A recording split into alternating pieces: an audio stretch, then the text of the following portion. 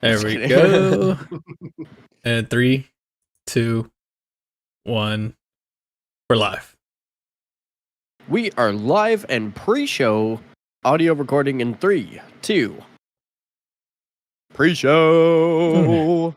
Pre-show. Pre-show. Pretty All pre-show. right. Let's take a quick look All right, over the all right, notes all here. right. Did we get any questions? I don't even know yet. Yeah, we got questions. Okay. We definitely have some questions. Questions for the show. Oh, okay. Yeah, we definitely do. We got a couple at least. Yeah. I snatched one of those out of there. Get any. I had to snatch one out for the guest interview though from Fluffy. I thought it was just perfect. Oh, that's why you're not allowed within 50 feet of it now. Got it. I was definitely worried I wasn't going to get any questions. That's up. Okay, so how's your week been? What you been doing? Destiny guest introductions, agenda for the show. Welcome to the lounge. Patreon shout out. Whoop, whoop, whoop, whoop, whoop. Guest interview. Yeah. Now, Moose, Yes. you don't know how the Wheel of Misfortune goes now, do you? I wonder. Yeah, I've already got them up. Perfect. Now, another question. Entirely up to you. It's That's what- optional. I gotta get So- back to him. The cool thing about pre-show is I make the offering for you. I could include a little clip from the beginning if you want it. You could say, "Hey there, my name is Moose. Thank you for listening to the BlueBerry Lounge." Whatever you want to say, really. But like just small little tidbits that I can put in between like the cuts of, and we'll be right back right after this type of Mhm. stuff. I like doing that kind of a thing. So if you'd like, entirely up to you. Floor is open. All right, then let's try one. You're listening to the not Blackberry, BlueBerry Lounge, and watch that Ledge Guardians because I'm coming. Have a good one. Deuces. You actually like because of the screen behind you. You actually went invisible when you said deuces. It reminded me of that. Let's go. The meme with Homer Simpson. How he goes into the bushes. Mm-hmm. Hell Yeah. yeah. Hell yeah. And apparently in Potato Thumbs, I'm living in people's walls, so it fits. That's perfect. The All right. Wow. Episode 26, recording in 3, 2. Ladies and gentlemen, SweatySpookz. And what is up, Guardians? Native Raider. And we are the Blueberry Lounge. Lounge. I just go Wonderful. off you.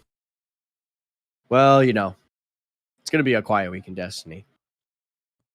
Right? No, not at all.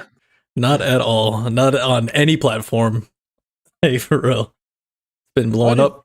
It's like everything just keeps getting spicier and spicier as time goes on. Yeah. I don't know, man. This is gonna be a good show. There's a lot of stuff to unpack here. We got really interesting and cool show topic to go through. That's gonna be a lot of fun. And then, of course, state of the game. Well, I tell you what, I got my tortilla and it's hot and ready to get dipped into the spicy salsa of what is this week in Destiny. But first, before we get into that, how's been your week, man? It's been cool. Work. Went to the beach on Tuesday. Took that day off. It was the last little hurrah of my son's summer. He goes back to school on Monday, so went down to Venice Beach. Me, my wife, my son, his buddy that flew out here from Montana, Matapaz, and his girlfriend as well. And so we left early in the morning, got up bright and early, and took that drive, about a 3-hour drive down to Venice Beach. Made a few stops on the way. It was cool. Showed them around my old stomping grounds in San Fernando. Yeah, and then, bro, the beach was just beautiful. Like, the water temp was 70 degrees, which is, like, really, really warm for LA beaches, you know? Which is really nice, especially at this time. Like, it was the beginning of August. Usually you see that end of August, September time frame, but yeah, it was glorious, bro. And every time I'm in the beach, it's my complete reset. Like, I get, like, rejuvenated, replenished, and I feel good for the next, month or two. Like it's something about it. It's just like my nature. You know what I mean? Absolutely. I think my son's got Powered by the the same. sun. Yeah, I think my son's got the same feels too. Like we stay in the water. Waves were stupid strong. A lot of rip currents. Waves were really, really strong, which is unusual for Venice, and Santa Monica's right there too. That's usually pretty calm. But the waves were strong as shit, bro. It was fun. We were getting wrecked a little bit here and there, but either way, we had the boogie boards out. We were having fun. It was a good time. Absolutely. What That about- sounds like a good time, man. Yeah, and I was. Other than that, I mean, a little bit of work here. Played some fun games with the community. Had an Nice. awesome time the other night with with Fluffy and Warcry, Ascori. Who else is in there? Shit, Captain Musty, and I am forgetting one or two more. Oh, Koala. Yeah, it was fun. We were just doing some control. Warcry invited me. I was online. I was like, yeah, sure, I'll join. I was messing around with the build anyway, and then it ended up going into Fluffy's like, let's do scrims. I was like, oh, fuck it, let's do it. And so it was 6 of us. We just did Rumble, and we did randomized loadouts. First it was randomized weapons, and full loadouts randomized, and it was, bro, I haven't laughed that hard in a while. Like it was a good time for sure. Absolutely. I No, find whenever Fluffy comes around, my belly gets sore. Not because I'm disgusted that he's around, but because I keep laughing so hard that my ribs just keep compressing against my belly, and I'm like, oh my gosh. Yeah, it was Like, fun. yo, yo, yo, yo. Hey, hey, Hey, hey. I want to make a t-shirt that has that in there, just like, yo, yo, yo. Hey, hey, hey. I'll make that happen. That'll be on the merch shop once that gets live. Yo, yo, yo. Hey, hey, hey. And it'll be a little potato saying. Exactly. But enough about me. How about your week, bro? How was it? Not too bad. We've been hard at work. My car kind of shit the bed, so we've been dealing with that all week. The fan belt snapped, so that was interesting. Not on top of the whatever exhaust hole is in it, because it sounds pretty bad, man. Like it's loud and it's right underneath my bum. It's pretty bad. Damn. So I just been working my butt off trying to put in some hours and make sure I can take care of stuff, because that family first, right? Yeah, always. But that's exactly what it is. But hey, in Destiny, been managed to complete a raid. I know, Hey. right? SweatySpookz. What? You completed a raid? No, what, with who? With Kato? Of course, with Kato. That makes sense. But with who also? But Mr. Kingsley Macklemore. Oh yeah, I finally got to do a raid with Kingsley Mac, so that was great. We had a lot of fun together. Sim was kind of my side man that would try and help whenever I was throwing the raid. But we had a lot of fun. But you know what? That aside, we got a guest this week, don't we? We do indeed. With the possibility of another guest coming later. But for the time being, let's get through some housekeeping. And once we finally get through that, let's introduce our guest, shall we? So I'll start with the welcome to the lounge. And Mr. Raider, if you would have the honor of taking care of the Patreon, we'll take care of that. And boom, right into the guest. Sounds good. Perfect. Housekeeping. I wonder if I could do some sort of effect to make that sound good. Probably not. I'll edit it. I'll edit that. Welcome to the lounge. Welcome to the BlueBerry Lounge Discord. We have a couple of folks that we'd like to welcome. This week we got Beck. We also have JL Boozer. We have Dabs, Undead RL. And it brings me great tingling, distinguishable pleasure to introduce Double M, Double D. Ladies and gentlemen, it is Elmer Fudd Games. More on him later. Mwah. Patreon shout out, Mr. Native. Would you like to take that part over, my good friend? Yeah, just a shout out to our amazing supporters. We got Bellberry, aka Total Bell, Yeehaw Berry, aka Soused Waffle. Gotta write that time. Perfect. We got Raffy, we got Bionic Koala, and a new one, Cato Valermos. Cato Valemos. Let's go. For real, thank you guys. It means a lot, and those ones are actually going to go right into tomorrow's event that we have, which is Battle of the Blueberries for season 21. It's 21. It's still 21. Yeah, 21. We're not in game. Yeah. That's my excuse. I'm sticking to it. Yeah, for that duos tournament, and that's exactly where those funds are going. to the winners. So yeah, and if you're interested in supporting the show as well, head over to patreon.com/the BlueBerry Lounge. Whoop, whoop. Oh man, that's awesome. You know, I never even thought that we would ever have a Patreon, but I'm pretty excited about it. It's super exciting.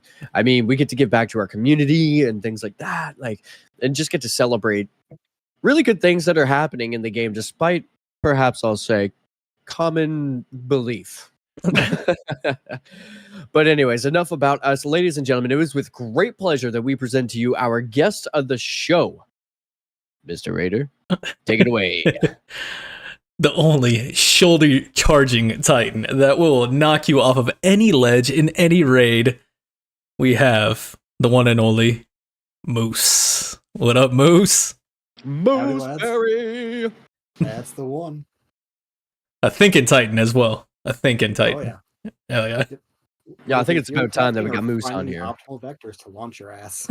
It's all calculated. It's all calculated. Yep. Just ask Bell. Yeah, just ask Bell. Who's a bitch now? Bell and Rafi both know to fear me very well. Whenever your back's turned, the shoulder charge that just kind of comes out of nowhere, right in the Achilles tendon, sending you flying off of the cliff inside of Vogue on second encounter, and you're like, I knew I had to jump off anyways, but couldn't I have done that myself? Or it's King's Fall, and I'm launching you into one of the pedestals. That's the first thing that I thought of was King's Fall. I was like, on the initial jumping platform with the moving ships. I feel like you probably have a lot of fun on that one. Yep. I mean, let's see here. I've launched Aphelion into Orcs to start the encounter. Like, just right up into his chest. I've killed Bell on one of the pedestals in the middle of an encounter. I'm like, oh, we're in the middle. Don't do this. You're going to throw. Hell yeah. Hey, thank you so much for joining us. So, for our listeners out there who aren't privileged to be in the Discord to know the rest of the community, Mr. Moose, would you please tell the folks at home just a little bit about yourself, Mister? All right, so I'm Moose. That's usually what I go by in pretty much anything online anymore. I am currently a embedded systems student at Northern Michigan University, that is a hybrid degree of both electrical engineering and computer science. And with that, I am currently working at an oil refinery in Bakersfield, California. So I help where I can as an intern at the moment, and then hopefully that turns into an actual job. I've been playing Destiny on and off since it's released on PC. And that's about a solid intro. Crayola Space Magic, ladies and gentlemen. They always talk shit about, like, Titans being dumb and crayon eaters, and my guy's got dual degrees over here. He's doing all kinds of like crazy shit, right? Yeah. I cracked the joke, of course, but kill the stereotype. I legitimately got some respect for my Titan brothers out there. Shout out to Log Power Slaves. Whenever it was Guardian Games and that man was stubborn enough to make a spreadsheet to prove the community wrong. Oh yeah. My degree is literally what makes both the electrical engineering students and the computer science people go, why would you do this to yourself? Yeah. I always see one or the other. It's always one or the other. I was doing computer science degree myself when I got out the army, and you'd see each other walking by classes, like we'd be walking by each other because it was always in the same like tech department or STEM departments and stuff like that. It was cool. Right. But both heavy math. Oh yeah. It's funny because I'm not great at math. You got to do calculus. I think it was required. Calculus 2 was the highest that I had to go in my degree. But luckily, I only had to go calculus 1. That's the main reason I chose this degree. Funnily enough. Yeah, that's awesome, man. That is awesome. All right, how did you get your start in gaming? So when I was young, like way young, 4 or 5 era, my dad was doing some work overseas as a doctor and medic in the Iraq and Afghanistan area. Nice. So one of the things I got for Christmas was both a Wii, so it was something I could play with the family, I also got a Nintendo DS for when we would fly, since none of the family we're close to lived in Michigan. They all lived in Texas, so I got a DS for when we would fly back and forth and just do all sorts of travel. That was the main start. What were some of your DS titles that you enjoyed to play? I was a big fan of the 3DS and DS Lite. Yeah, I was big on Pokemon as a kid. Me did too. A lot of Pokemon. There's a few other games Oh yeah, Plants vs Zombies. That was another one. Have Plants you vs. ever Zombies for the tried DS. a game called Rune Factory by chance? I have not. Search it up sometime on Google. I think you'll enjoy it. It's kind of like a fantasy Harvest Moon idea. It's pretty neat. Check it out. It's pretty good. All right, we'll do. But with that being said, what are some of your other hobbies outside of gaming? So last summer, and unfortunately I haven't been able to do it since last summer, but I started doing jujitsu, and I did that 3 times a week, and before I would go to work. Yeah. Yeah, the smile light up real quick when you said Oh, jujitsu. yeah. I haven't, just due to scheduling, I haven't been able to do it, and the fact that it's like this is the first week in a few weeks that it hasn't been over 100 when I've got off work. So it's been like I don't really want to go roll around on a mat in 100-degree heat in a building that I know for a fact doesn't have AC. Yeah, that's fair. We at least do have AC in our spot, so that's good. Think about it like hot yoga, but hot jujitsu. No? I mean, I got a Already in gi the ready to spring just go, from the brand new workout. gi, everything, but I haven't been able to go because I don't have a car anymore. And in order to Yeah. get to and from work, I got to get through the capital of the city. But in order to do that, I have to cross a body of water, which means I have to drive across a bridge, and I don't have a car. So Yep. I've been very blessed and privileged and fortunate enough to have some good folk around me that have been able to help me out in the meantime. Right. Excuse me. But today, for example, I just managed to get the car to my dad's shop, but my dad, coincidentally enough, he lives about, I'll say about a 45-minute to an hour drive away. I see. I got to do some conversions here because, like, in order to give you the rough guesstimate, I got to go from kilometers to miles. Typical Canadian. Yeah, kilometers are about a sixth or about 6/10, so 3/5 of a mile. Okay, so 55 is the legal limit here. So yeah, I would say about 45 minutes to an hour doing about 55. Yeah. But I mean, that's obviously without hauling a vehicle on the back of a flatbed. That's just like a regular drive in a regular sedan or whatever. But anyways, the good news, we finally got that done today. So that is fantastic news. My dad is going to take a look at it and give us a list. Admittedly, I probably don't have the entirety of the funds to cover everything immediately. So he said that he's just going to make me a list, leave it there. Once I have some money, I can kind of pick and choose to whatever I want to fix first and get that done. So yeah. Anyways, enough about me because this is not about me. But you know what? Outside of that, I'm kind of curious. So the jiu-jitsu is pretty awesome. I can relate to you on that. But what got you into Destiny? So I actually started watching Destiny 2 or Destiny 1 on YouTube around the Taken King Rise of Iron era. Like I was a big Mr. Fruit watcher back when he still did Destiny quite a bit. So that was the big thing. And then I saw that it was coming, D2 was coming to PC. So for the people in Michigan, you're going to know where this is. Mount Bohemia at the most northern point of Michigan.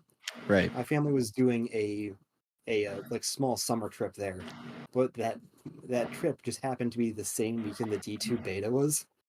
So I got like about 6 hours of the D2 beta before I had to leave on the trip. And from there I was stuck. I am a child of the Red War through and through. Oh yeah.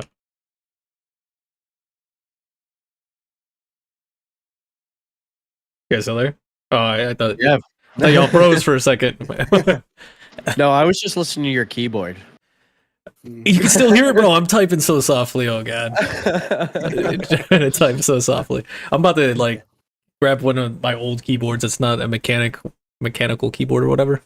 But Yeah. I was typing in, while I was typing in, shout out to Kato and JL Boozer in the chat. They're in there doing their thing, asking about some drunk Crucible after this, which I am all game for. Absolutely. Yeah. We'll bring our guest with us. Let's do it. I mean, he is our guest to abuse, not yours, listener. I mean, wait. I would love to join you. However, my computer is currently being used to complete a master's program, so I cannot. There you go. We lost victim number 1. Maybe next Yeah. time. Next time. I'll give you a rain check for victim card. How about that? Yeah. So, next time I can play, I'll at least be able to buy my own booze. So. Well, at least at the end of the roll, you can just give each other a hug and say, "Nick, how did you guillotine me?" Oh, right, because you've probably got 2 feet on me, and I'm only 5'6". Yeah. I'm not that tall. Okay. What's with your gamer tag? What's the origin story behind it? Is Moose just like your favorite animal, or is that your spirit animal? No, Moose has a few things. Like originally, back when I started gaming back in 2015, 2016 era, back when Overwatch was my main game, it was Orbital Blaze because I was an edgy teenager. Okay. And then as I moved into the Destiny space, I had wanted to change off of my edgier name. So I took, because my original is Sentinel Moose. So I took Sentinel from Destiny, because Void Titan was my favorite for a very long time. Then Moose is both one, it's a dope-ass animal that's among my favorite, but Okay. it's also the first half of my last name, because I have a German last name from a Polish area. So it is always mispronounced every single time. And it is never, I've had a single person pronounce it correctly the first time they read it off. So that is the inspiration for the Moose half. Nice. And the newest is Error Code Moose.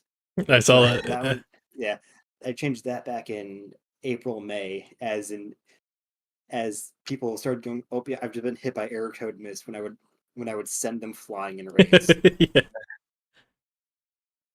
That's awesome. Error Code Moose. Bungie, if you're listening, you need to add that to the game for real. Error code. Just put it right on top of the weasel. Now, 4 weasels equals 1 moose. Change Misadventure to Error Code Moose. Yeah, there you go. I like that. So, I mean, let's go with this. If you could party with anybody in the Destiny universe, who would it be? Crackhead Drifter. It'll be either Drifter or Shax. Because Drifter is going to be on some weird shit, and we're going to do some weird engineering shit that's just going to be funny and crazy as shit. And then you got the classic himself, Shax. I mean, come on. Who doesn't want to party with that man? How's it going, Guardian? You wanna bump? Guardian, you're not throwing back enough booze. Bottom of the bottle, upwards. Bottle, we stop at barrels. It would be a fun. That's my choice as well. I love that. I love that. Shax would be amazing. Drifter would be sketchy. He'd be like, maybe I shouldn't drink too much. Things might get weird. We're getting up to some weird drunk engineering shit that's going to be either horrifying, incredible, or somewhere as a mix of both. Yeah. I can see it. A little mad scientist type going on. Oh, absolutely. All right, let's go with this question here. Is there any aspect of the Crucible that you would like to get better at? That could be, weapon subtypes. It could be classes, subclasses. It could be whatever. Fundamentals. Honestly, it's probably map knowledge at this point, because my aim's good enough to get through most things, and I don't typically stick to a single subclass. So, and then there's just enough. And then I'm pretty famous for trace rifles at this point, so. Okay. Yeah. Famous, infamous, your choice. Yeah, I don't think I've ever played Crucible with you that I can recall. I've done raids with you in the Goop Troop and stuff like that, but I don't think I've ever done any Crucible. We gotta get that going. Yeah, I gotta actually hop in Crucible for that to happen. Rumble match right now, or it didn't happen. Just kidding. Sure, let's run it on my. Come at me, bro. Let's run this on my laptop that doesn't have a graphics card. Let's settle this right now, like gentlemen. Maybe looking like Minecraft and shit. Yo, Raider, you got yourself some bourbon? What's up? You got yourself some bourbon? He's got the hat. We could all just like gentlemen. Got my drink right here, sir. Yeah. Perfect. Oh dear, that's awesome. So, hey, we've been talking about it. We've been hitting at it. We all know it. You're infamous for knocking your teammates off of ledges and raids. Can you please explain to the listener out there the utter joy that this brings to Titans? Oh, I thought you were gonna say us, bro. I was trying to trap you into that one. Yeah. I got you. I finessed you. Oh, yeah, you still in a Titan sandwich. That's okay. Yeah. So part of it for me is because I always run the support weapons because I like to play tank in games such as Overwatch or MMOs. I'm gonna be the biggest troll I can and get away with it because you still need a div. You don't kick the one person that likes to use div because everybody else likes to do damage. I'm fine running with it. I like to be the biggest troll I can be while also being like, what are you gonna do? Kick the only support player? True. Like true. I like that. I like it. I like to see how far I can push people with that, and like the other half is the reactions I get. That is probably the big one. It's like, Moose, what are you doing? Yeah. God damn it, Moose, not right now. I gotta ask you a follow up on that. Have you ever done it during a day one raid race type thing, or do you? I've only done the only day one I've done is Ron because all the other day ones have either been me when I was a solo player back at the start of D2 because up until a year ago I wasn't in a Destiny 2 community. It was just me running solo. So Ron was the first time I did it, and by the time we got to somewhere on Ron, which Sweaty was actually there for that one. That was my first time too. Yep.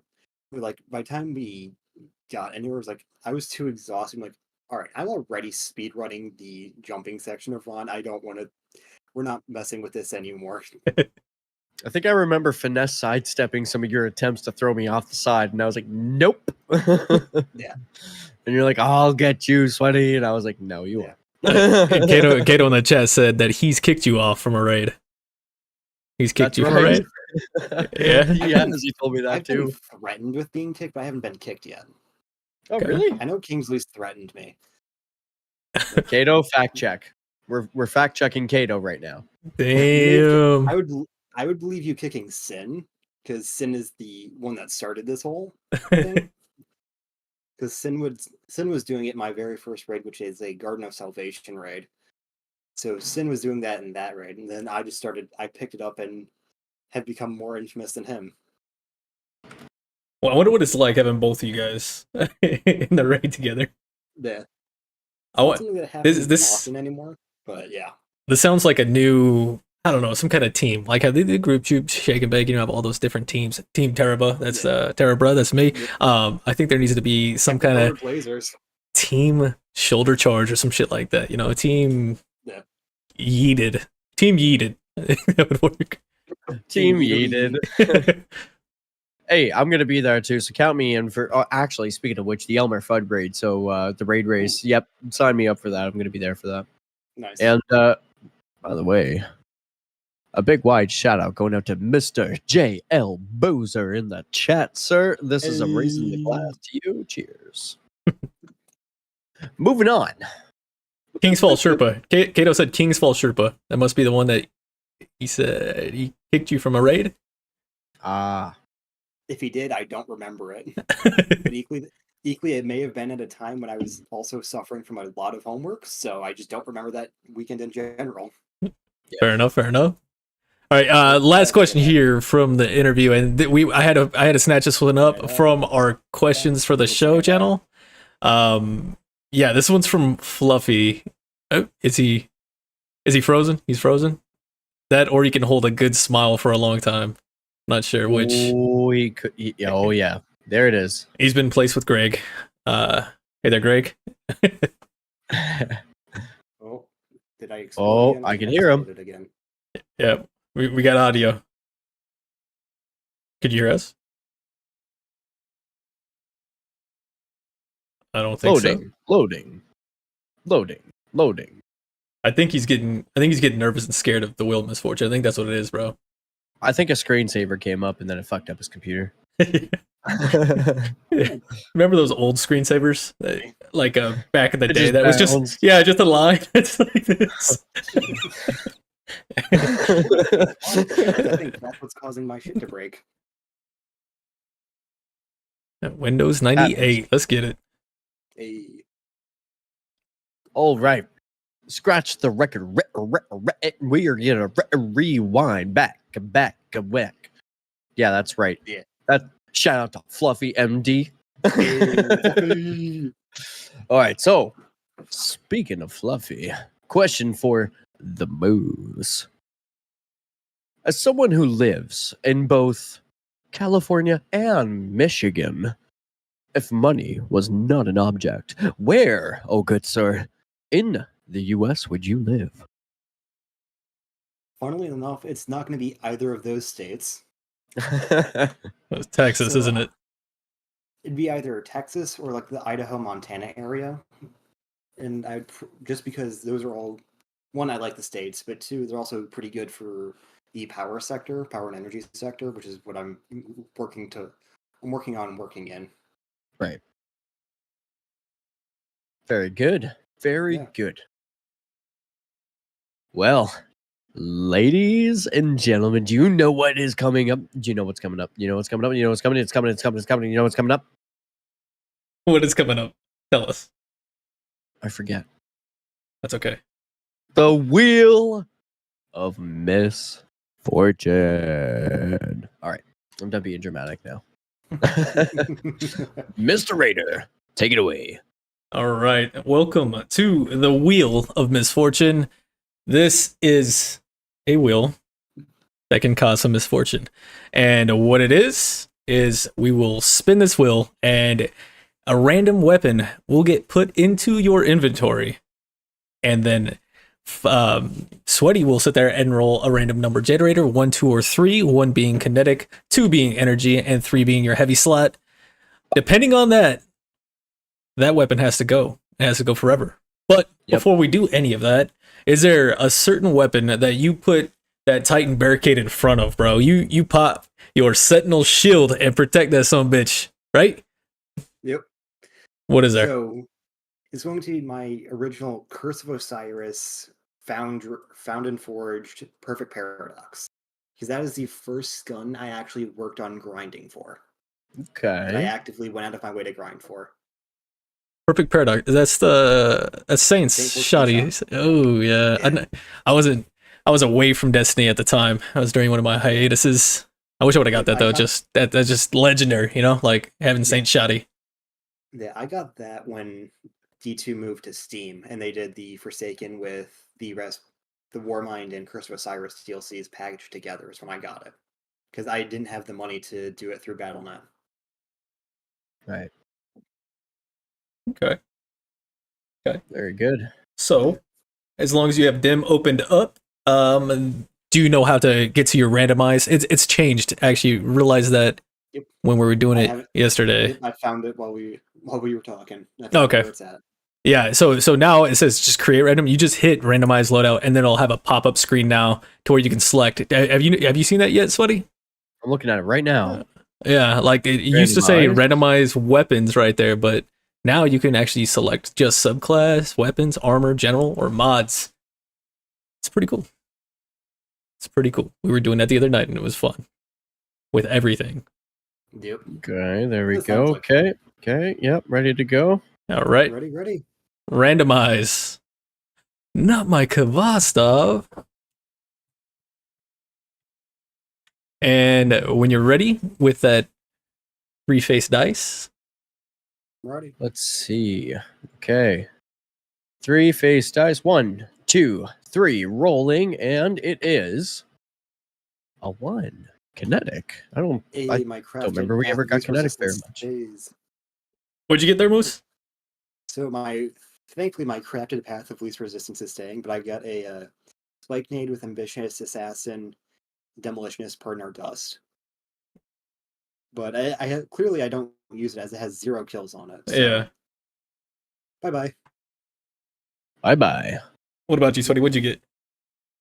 I got a Survivor's Epitaph, and it's interesting because I've actually been using this in PvE and finding great success with it. Kind of sad that I gotta delete it, but rules are rules. So That's the Ghost of the Deep grenade launcher? Or what is it? Yep. No. Survivor's Epitaph is the 180 hand cannon from Crucible that we can get from Shaxx. So this guy rolled with Hammerforge rifling, alloy magazine, rapid hit, high impact reserves, stability masterwork. Like I said, it's great for PvE content. Shout out to Parody for the inspiration on the latest episode of 2 Titans and a Hunter. However, this must be eliminated. Gone. What am I thinking? That's Epitaph from the new one. Pacific Epitaph, maybe? Or something like that. I don't know. I know that there's another Epitaph in the game. Yeah, New Pacific. New Pacific. Okay, cool. For me, I'm sad to see this one go, but I can get it again. This is my my Kvastov 7G-02. This is an auto rifle. It is it is an adaptive frame. And perks, you might ask? There is none. Because this is the first rifle you get in the game. I have it because it's 1810. So that's okay. I just have to create another character and get it back. Bye bye 1810 Kvastov. Bye bye. Bye bye. I don't even get shards for that shit, bro. Come on. What a No, rip. it's a white item. Why would you? Because it's an 1810 Kvastov. That's your own damn fault for infusing it up that high. I didn't. Yeah, that's how it dropped. Oh, damn. Yeah. For some reason, for the Kvastov, if you have a maxed out character and you make another one of the same class, it drops like that. So, like I said, I'll just get it again. Too easy. You guys probably pull it from collections. Yeah, but I don't think it'll come out 1810. I think it comes out 1600 or some shit like that. But either way, it's gone. There it is. The Wheel of Misfortune. Indeed. And There we have it. we are 1 slot more in our vault. And I think that's a good thing. That is a good I thing. have like half my vault open, so Bro, We are Ninja Dado Vaults, 1 episode at a time. I gotta start cleaning my shit out. The new season's around the corner. A lot of new shit coming out, and I'm dreading going through this vault. I am absolutely dreading it. I don't want to. I think over half my vault at this point is like sunset items I just don't want to get rid of at the moment. Yeah, I feel it. Yeah, I you know, at the same time, it's kind of beneficial having a nearly full vault with a bunch of bullshit in it, because it gives my chances at not deleting something good in the Wheel of Misfortune. You know what I mean? There's a certain ratio there that helps me out. Yeah. But okay, I think that concludes the interview portion of the show. Unless there was any other questions you had for him before we take a quick break and come back to the show topic. No, I think that's it. So, as Raider said, ladies and gentlemen, once we take a break, we're just going to take a short break, come back, and then once we do, we're going to go over some class identity. D2 class is 3.5, D2 more stasis, some other ideas here as well. Strand, is that right, Raider? That is correct. Looking at that right? Yep, you are. And these are all created by Moose. Truly. Yeah. That beautiful man in that hat. Let's go. Mm-hmm. Perfect. And, beyond that, it's been a pretty quiet week in Destiny. Bungie hasn't really said a whole lot. We all know that they've been really keeping their cards close to their chest and have made a point to say that, it's very important that we don't reveal what's behind our curtain, because for the player base population, in order to increase over time, we need to hold on to our cards until the trailer reveal, right? It's very important. Big news. They did say that they were bringing back more maps for Gambit, though. They have so many plans for Gambit. Oh, yeah, Gambit's about to be the actual playlist that everybody's going to play. Right, yeah. That's right. That is the word in the street right now, isn't it? They're going to do a complete Yeah. rework of Gambit with a whole new focus, dedication, revamp, and new maps and weapons, as well as a seasonal, shall I say, framework that they're going to redo for it. And not to mention the title. Yeah. Speaking of titles, Bring back Evoker. Gator was close. It's not changing to Destiny Online. It's actually just called Gambit Online by Bungie. Right, They're right. changing Yeah, it. Gambit Online. Yeah. Gator, you owe me $10. All right. So we will be right back after this.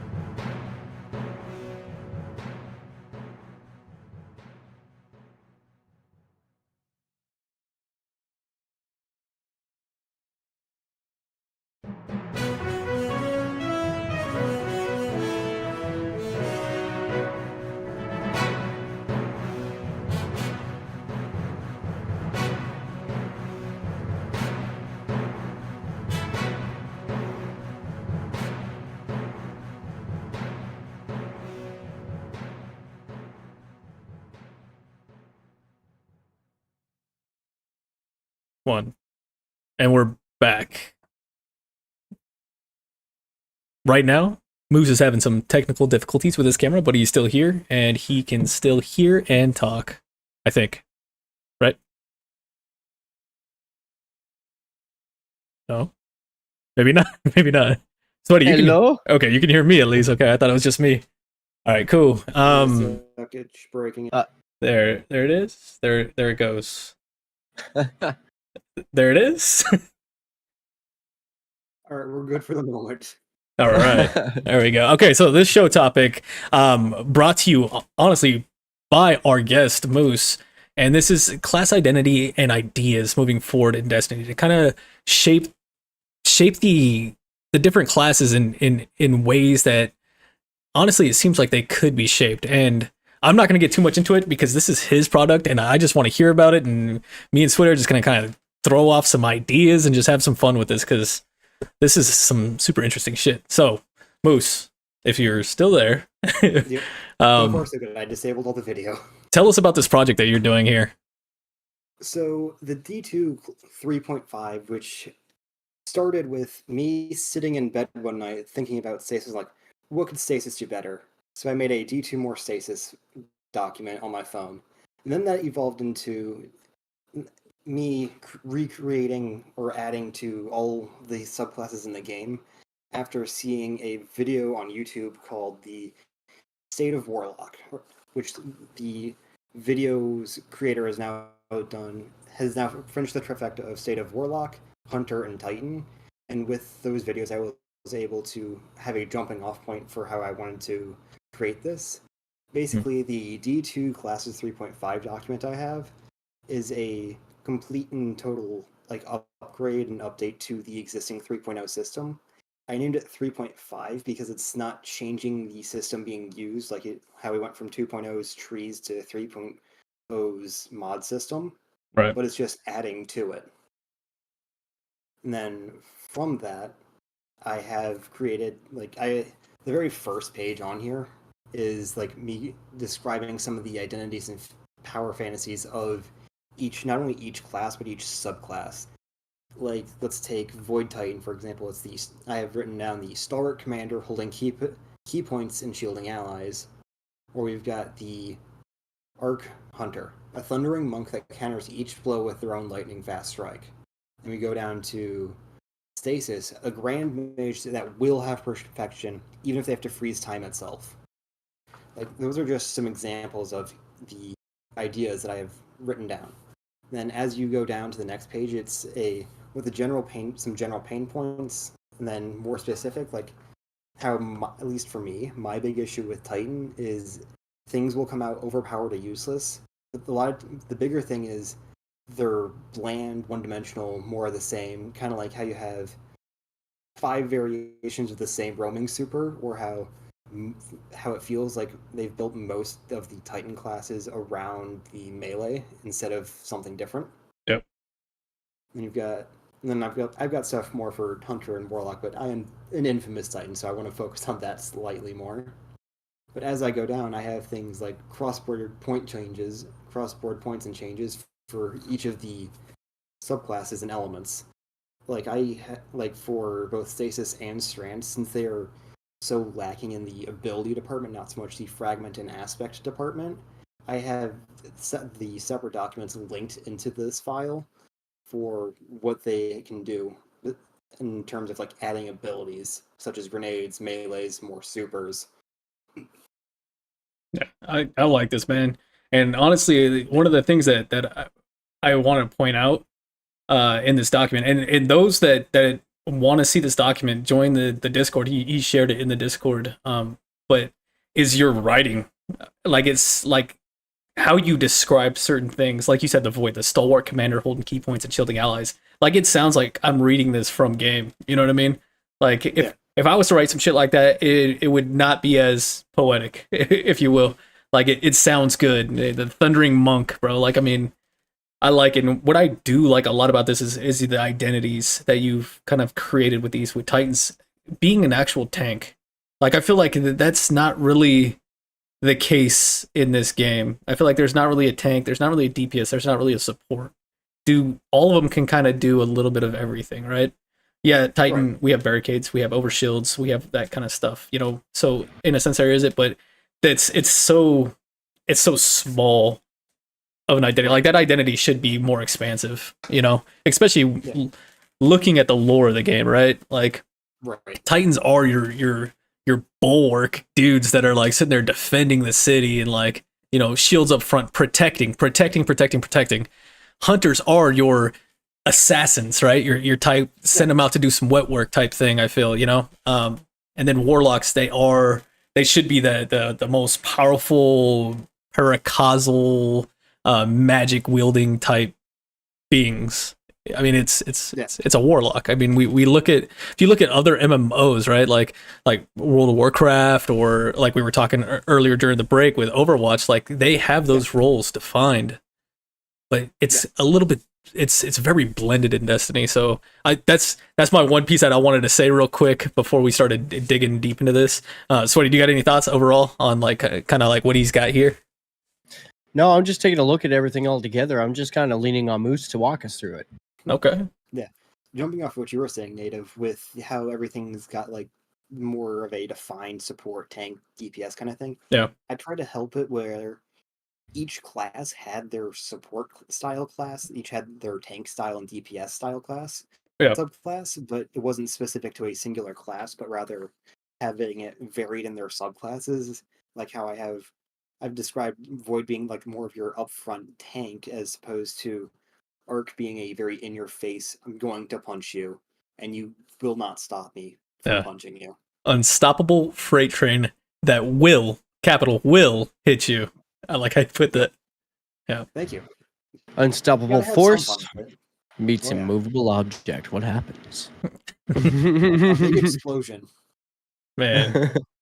No, it reminds me, like, so I played WoW for a little bit back in the day when I actually had my knee surgery and I was just laid up on the couch for a few weeks, and I was like, let me do this game. Like, give me something to do. I'm tired of watching TV, listening to music and stuff like that. And this reminded me of it because it's like tanks, right? Like straight tanks, and that's what I was. I was a warrior, and a prot warrior, protection warrior. And I remember going against another tank, but it was a, what is it? Shit, what are they called? They added them in like Wrath of the Lich King. Man, I'm drawing a blank. Death Knight. That's what it was. A Death Knight. It was like a Blood Death Knight. And we were both different factions, so we could fight, in the open world. And we started fighting each other. And I was so tanky, and he had like Siphon type abilities to keep him healed up, right? But we're both tanks. Yeah. And we were just fighting. We're both max level. We're just fighting each other for no reason. Just because I was Horde, he was Alliance, and we're just fighting each other. And that shit went for 20 minutes. We would get close to killing the other guy, and like then he would like heal up with his little blood bullshit, and like he'd get me like, a little more than half, and then my shit would start recovering, and like it just went back and forth. It never ended. Yeah. It never ended, bro. And to where we just like stopped. I stopped fighting. He stopped fighting. We turned around, just went our separate ways. Like we wasted each other's time. It was crazy. But how tanks should interact. Yeah, exactly. And it reminds me also of like Overwatch. When you get in tank fights, two Ryans swinging their hammers at each other. It's fun. And what's cool is it makes it to where it's more team based, where you get just a tank. I mean, I know that there was that meta for a while in Overwatch, original Overwatch, where you had the 4 tanks. It was triple tank. But like it would be kind of cool to have those a little bit more defined in a sense, to where it makes it like to where a fire team of a Titan, Hunter, and Warlock would be the meta. You would want that on your team, right?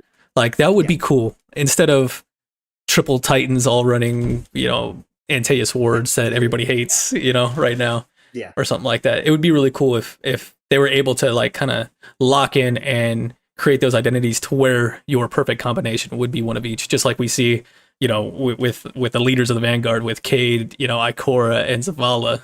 It would be kind of cool. Yeah, right. So I think one of the things I like the most from what I've made for Titan is a new aspect or class ability. It could go either way with however Bungie would want to balance and or implement it.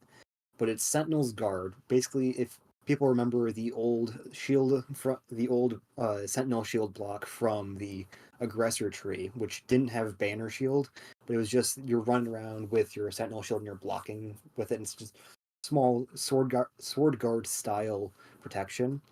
But that is then your class ability that you can use to protect your allies with. But you're walking around with your own mini barricade Yeah. that's working off a meter system. So like the whole point of it is like you're a mobile bulwark and shield that while you're not taking damage, you're also not dealing damage. Whereas with Sword Guard, it's a weapon, so you're not using your abilities to defend yourself. You're using or the glaive shield even. It's kind of like that, but it is a class ability as opposed to a weapon. So you're trading off the usability of your guns for when you're using the towering barricade, as in so man, words are hard sometimes. So the trade-off of using the Sentinel's Guard over your towering barricade, which is just the large wall you place and then play around, is you get to move around with Sentinel's Guard. You could even potentially have it provide some sort of damage buff for allies shooting through it. You can stand in front of your allies and protect them from damage while they do the damage. Whereas, so it's more of like that tank support style instead of the, oh, here's some overshields, go crazy. Yeah. I like that idea. I know we got into quite the discussion in Discord on that one too, Yep. with me, you, and Moira. That was that's part of why I wanted to highlight it, is because we did have that discussion. yeah, I like that one a lot. And I know that this, like, you have the disclaimer in there that this is not in regards to PvP or the effects that it would feel in PvP. Yeah. But like I sit there and I look at everything and I'm like thinking PvP first, you know, and I think that would be really kind of, I think it'd be good for PvP, especially, I mean, you're not able to shoot, you're not, you know what I mean? Like maybe it says walk around, so you can't sprint with this, I'm assuming, is your idea? That'd be very easy to break then. Yeah. Like even in PvE, like, oh hey, I'm just this immovable, completely damage immune sphere just sprinting right at you, probably with a shotgun or a fusion rifle at that point. Right. Yeah. No, I like that, man. I really do. I could see it being used to Endless Veil to sit there and be the front charger as a Titan, as a tank, to get your fire team into that first cubby, you know? Yeah. And the cool thing about it is it brings up the possibility of perks that deal with things like barriers or the sentinel shields, as you can now have weapon perks that interact with those more, as opposed to just like Hake Breach Armament or the incredibly now useless over-under perk that was introduced because they went too hard with the Void over shields. Yeah. Yep. And then another thing I wanted to poke on with the light subclasses of Titan is my arc rework. So I reworked everything except for Touch of Thunder for the aspects of Titan, or for the Arc Titan. So Thruster is now a aspect replacing Juggernaut, and it's going to work similar to Icarus Dash, and the fact that you are like maybe like a small jump before you can, or you double tap your jump button to do your dash or whatever, something similar to that, where after you dash, it becomes then get a super slide option, and then kills while sliding would grant amplified. Just something like you get to keep the movement aspect of it, and then you also don't have the semi-problematic aspect of Juggernaut, which kind of feels bad in PvE and feels really unfun in PvP. Like, while PvP may not have been my focus, I did take it into account on some things. I changed Knockout, so while it keeps the amplification on melee and health regen on melee kills, it now, instead of giving you increased lunge, it just modifies your melee abilities. So Seismic Strike, which is the shoulder charge, will create a shock pulse on contact in addition to an increased blinding radius. Ballistic Slam will call down lightning strikes on the area after landing, think landfall, point contact, cannon braces, Cloud Strike. Then Thunderclap is going to have a second Wake Pulse around the damage cone that will do a blind effect. That would be fun. Yeah, it's something different, and while yes, Titan does have the problem of being all about melee, Arc is the one class that you kind of want to focus on melee because that's the whole point of it. And then I have a new aspect I created is kinetic conversion. While amplified, sprinting will decrease your cooldowns, and then sliding will create a damaging area around you. The whole point is like go fast, kick ass, no stop, get in their face. Yeah. That's the whole point. That's an Arc Titan right there. I mean, yeah, like you just summed it up in those words. That's what it's all about, being an Arc Titan. Yeah. I was curious. I think Sweaty might have stepped away for a second, but I was curious on his idea or his thoughts on the Jug Shield, because Jug Shield is really potent in the Crucible, right? Like my new build, which will be coming out soon, everybody. Wait on that one. But I have the Jug Shield, you know, like it's that perfect. I'm rushing in with Shoddy and sub, and like I'm going to work. Do you think, and I know that it's absolutely kind of broken, I get it, like it pisses a lot of people off. Yep. Sweaty, do you think that would be a fair trade right there, is get rid of it as an aspect and make it in an exotic that does that? Would that be more fair? Or do you think it's fair as is? Well, it doesn't matter what the ability is that's in PvP.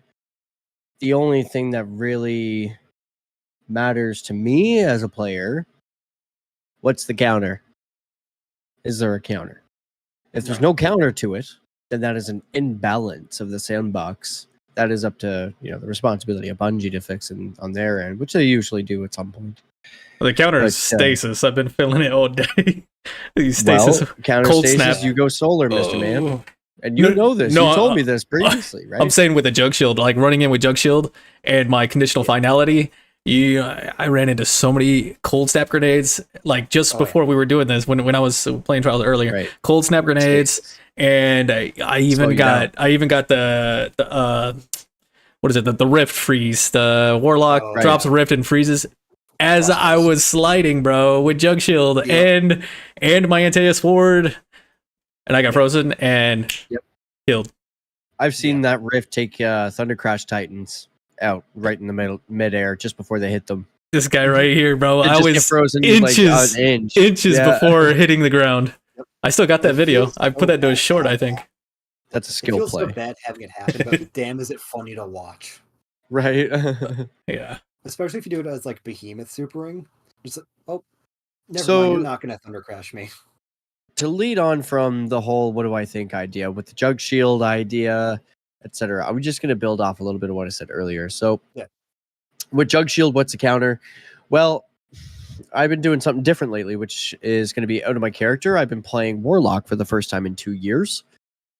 And I've been playing Arc Warlock. Why? Well, our good friend Fluffy Fingers MD, he let us know in his podcast, Potato Thumbs, the wonderful benefits of Getaway Artist and going amplified immediately. And I was like, you know what? I haven't played Warlock in a very long time. I have given way significantly more love to my Titan. So let's go over to Warlock. Let's play Warlock for a little while. And dude, I've been having a great time. But here's what I've realized. Titans, Jug Shields, One-Eyed Masks, Overshields from Void, Barricades as an example. Hunters don't really have that little extra damage output to shorten a TTK.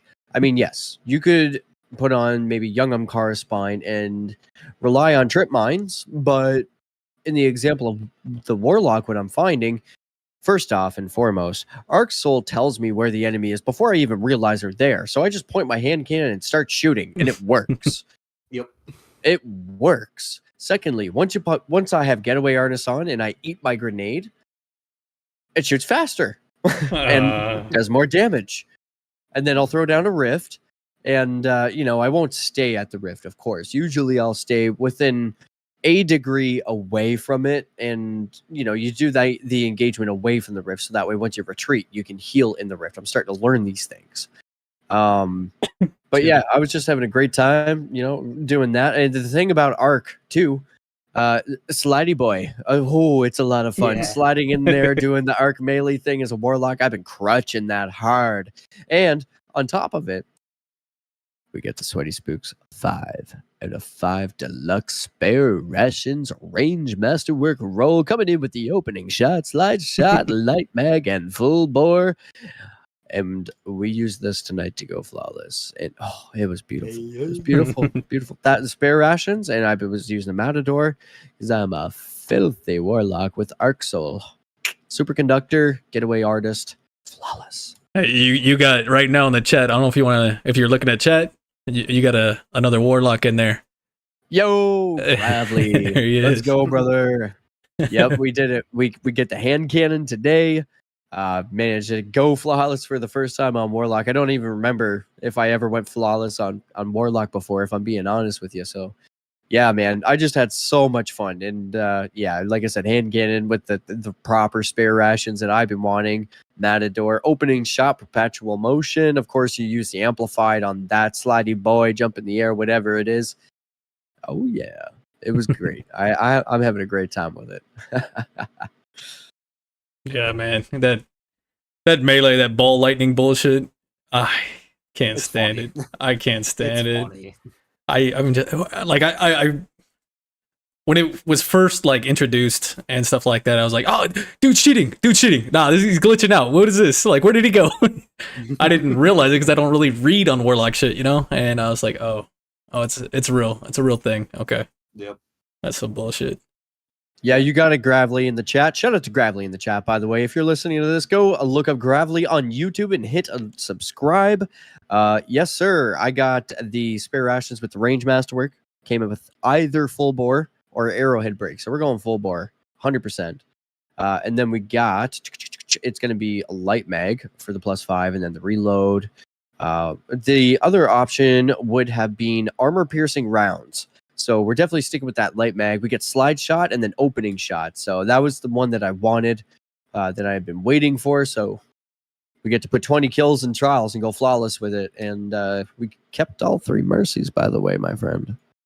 Shout out to Moira who went with me. And definitely, you know, we kind of did some back and forth, but he did a little bit more carrying than I did. That's for sure. Hell yeah. Gravely, thank you, man, for joining in and chatting with us. I really appreciate you in here. Going back to this here, I wanted to just touch on a solar one that I thought was really interesting that you have there, and it's that one called Mortar Strike. As a new aspect or class ability, I thought this, I can picture it in my head, bro, and it feels like it would be fun to play with. I'm not sure so much in... No, you know what? Yeah, I could see this in PvP too. Like, give us something... just like the other 2 classes have, how they have that Shatter Dive and Phoenix Dive or Phoenix Drop, whatever it is. Phoenix Dive, some shit like that. Yeah, it'd be cool to have something like that as a Titan besides our T-Crash, right? So, like, is that kind of like the basis of the idea for that one? Like, you're gonna be airborne and then just boom, drop down with the hammer. Drop the hammer. I like that. Yeah, part of the inspiration was actually the like well skating and shatter skating because if you look at the end, it says maybe give Titans an eager edge skating ability. Yeah. Okay. So the whole thing of it is like, here's a quick way to do a scorch and ignite explosion, as well as create a sunspot. But I also decided to have it increase damage based on airtime or distance traveled, because it's fun, but 2, it promotes the action of getting up really high in the air and then dropping for increased damage, which can lead to an alternative playstyle. Yeah. In order to maximize that damage. And then you can sit there and think about pairing it with things like Lion's Rampant, right? Yeah. To where like that actually might be viable besides jumping puzzles. Right. Like it would bring that one kind of more into effect as well. Yeah, I really like that. I think it'd be really cool if Titans had something similar to that Phoenix Dive and Shadow Dive. Is it Shadow Dive? Shatter. Or Shatter Dive? Yes. Yeah, Shatter Dive. What is the one that they have now that suspends for hunters? What is that called? Do you know? Off top? Oh, off the top, not at the moment. I know like what Spectre is, but I can't remember. I think it's just like quick fall, maybe, if I'm not mistaken, but I could be wrong. Right. I'm not sure what the strand one is. I can't remember off the top of my noggin. Sorry to put you on the spot. How dare you, Raider? But yeah, Titans should have something like that. I mean, could you agree with that, Sweaty? Do you think the other 2 classes have something that dives to the ground from air? Is it fair? Yeah, why not? I mean, they have they got flying rampants, things like that that do help you in the air. So I mean, why not? Ensnaring Slam. Do it. Thank you, Gravely. And he just calls it Strand Sure, Dive. Makes appreciate sense. you. It's a fancy Yeah. one though. That's the like backflip kind of like they're diving into a pool. Yeah, I mean, whenever I'm doing Dares of Eternity for like True Prophecy or something like that, and just there's a certain one where you do this long dive before you face the bosses, and you get to get the swords and hit them with the shield until the health depletes. Yeah. Anyways, there's this nice long dive, and every time I go down there, I try and get the camera angled just right so I can get a print screen, but like you have a very, very Mhm. short window of time to get that screenshot. I haven't been able to get it yet, but oh man, I love it. I love it. It's good movement. It feels like I don't know. It's just a lot of fun. And Yeah. it's the same thing with the Arc Warlock that I like right now. Like the whole reason I've been running it for the past 2 weeks is fun. That was my whole thing behind it. And I was like, you know what? I want to do something different that's outside of what I'm used to. Haven't played Warlock in 2 years, so why not? Let's take a look at the most fun build that I can think of to put together that I'm, who knows, might be able to go flawless with or something like that. Tried it. It worked, but I mean, of course, doing good part to the partner that I brought with me. Absolutely. Absolutely going to give all the credit there for sure. But I mean, like I said, I held my own at the same time, and there was a little bit of back and forth. So I learned my lessons, but at the end of the day, we made it. And yeah, that's all that matters. I like this. I'm gonna piggyback off of you talking about Arc Warlock, because that's kind of the big one I wanted to talk about for Warlock, because I know people have had their issues with Arc Warlock not exactly being the highest of potentials and having lost a good bit of things. So one thing I wanted to do for Warlocks of all subclass is a elemental rift, where Right. for Arc it's a speed rift, where if you're sprinting through it, you not only do you instantly get speed boost, but you also get 5 seconds of amplified. It reloads your equipped weapons, and the cool thing I thought was you can cast it while sprinting. Okay. Bring in Throw something that different. on like stasis. That'd be kind of cool. Yeah, the whole point of the elemental rift is it's only for Arc. Right. Only to run the elemental speed rift, and then you just go flying into the enemies with lightning surge. Yeah. Yeah. True. Yeah. Yeah, because I have a note about lightning surges where it says, this is word for word, maybe change how lightning surge works, but it's kind of cool and may synergize more with hyper aggressive battlecaster that reworks propose. So it's cool, it's fun, it's kind of goofy. Why not keep it? Right. Yeah, so for both supers, I wanted to buff them so they will now both apply Jolt. Chaos Reach will blind, and then Storm Trance will generate Ionic Traces. So basically, you get more out of them while you're using them. I have a reworked Electrostatic Mind, where it keeps the Ionic Traces make you amplified. They will also supercharge your next ability with either more damage or a longer duration in the case of your Rift. Buff Arc Soul, and then a new aspect called Storm's Roar. Now, this is me combining 2 previous perks from old Arc 2.0 Warlock of Pulse Wave, where if you are critically wounded, it grants both you and an ally and your allies around you speed boosts. But you also have it combined with Arc Web. Jolted targets will now return ability energy. So a lot of things I did with the Warlock in general was take the lost and forgotten pieces of the 2.0 class and reworked them into 3.0 compatible fragments or aspects / abilities to be included in the class. Gotcha. What about for the hunters? We haven't really touched on hunters, and I remember me and you talking about like the permanviz.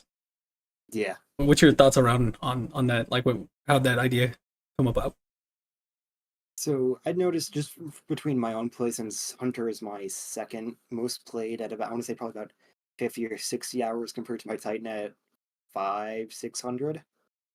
But I noticed when I was playing with both Gator, Trash Panda, other hunters that I don't usually play with as much, that when they run Void, it's either they're invis or they're not. And there is a noticeable difference usually, where if you don't have invis, you're just straight up aren't contributing as much.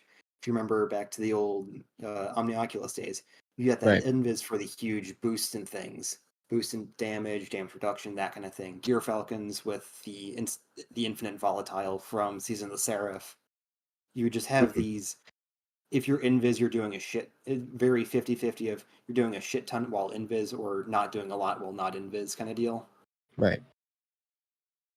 Like, and while I included some new things because the Void, both Hunter and Warlock didn't have a second melee ability, I'm just not sure how to.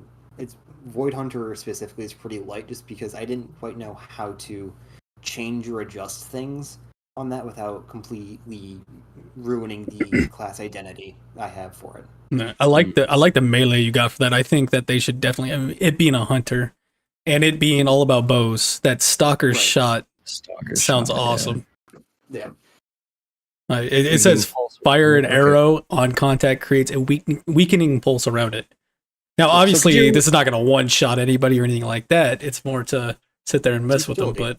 But it'd be cool to have that, like to sit there and see that. I mean, because they do now have a ranged one besides throwing knives, right? They have the, what is it called? Threaded spike? Threaded spike, I think it's called, Something right? Right.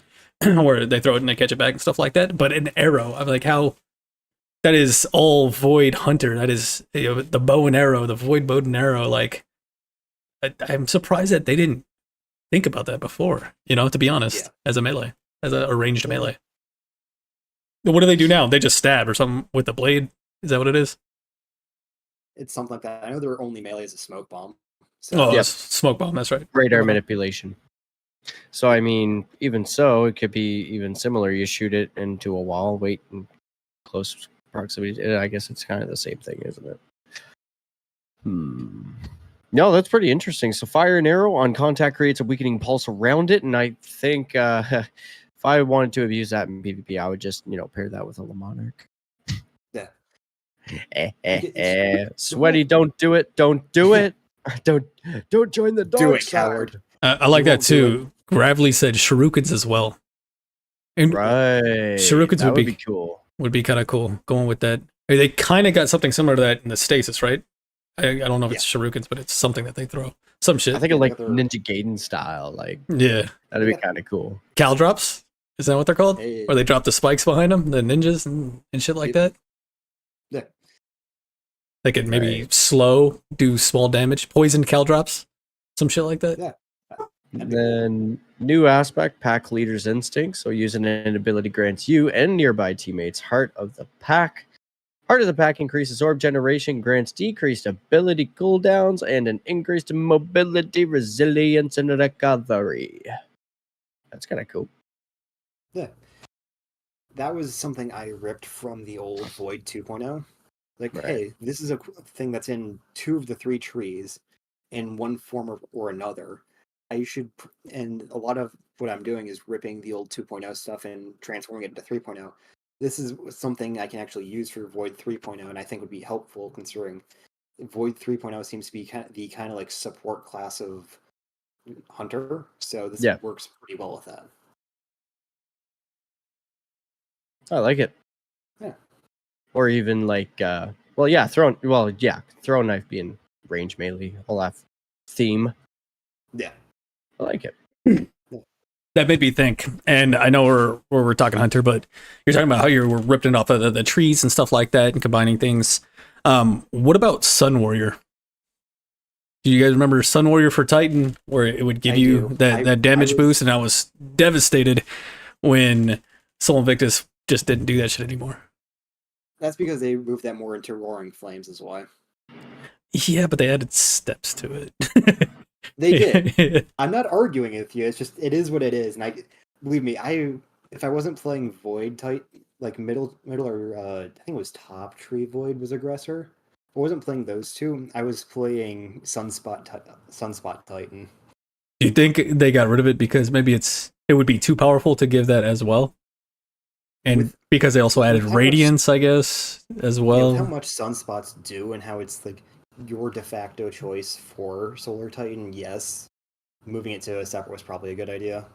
Because you already get Radiance, Infinite Restoration, it's a damaging area, and your supers will last longer in a sunspot. So Yeah. No. No, I kind of miss him too, Gravely. Yeah, Gravely said he missed the 2.0 subclasses. yeah, I do kind of miss that too. But I mean, same time, it's kind of nice to have the ability to sit there and swap, change, build craft, right? That was the focus of it, build crafting. So, there and are I mean, aspects of it that I miss. yeah. Shotgun swap. My son and his buddy Matapaz, they downloaded Destiny 1 and they were playing that, like, just to It go feels back and slow. play it. Yeah, that's Feels what he slow, said. He played that for quite a few days, and then he jumped back onto Destiny 2, and he's like, "Oh my god, this is crazy!" Like this is so smooth and wild.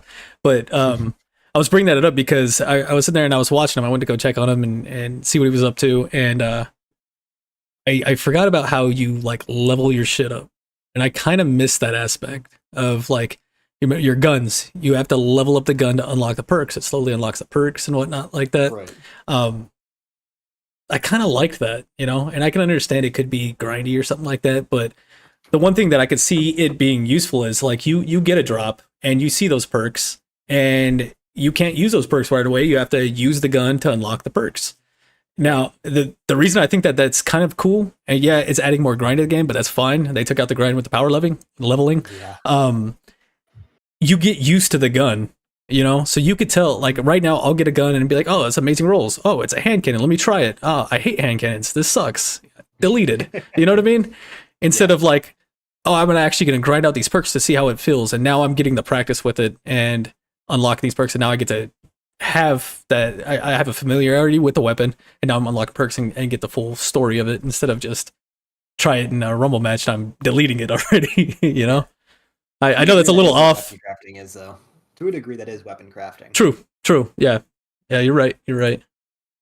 But yeah, I just thought that was kind of cool. I saw that, I was like, oh shit, I remember you actually do have to do that. And same with your aspects or whatever it was before, whatever you call it, your tree, I guess.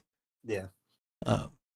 Oh yeah, unlock the individual nodes on the tree. Yeah. Yep. Yeah, I kind of miss that. War. I do too. I loved Red War. Yeah. That's still my probably my favorite. I was invested in that. Red War, yeah. Yep. It's just the cutscenes were cool. My favorite thing that I miss is that mission for Hawk Moon. That's what I missed the most. That was a fun mission. That was. I never did that.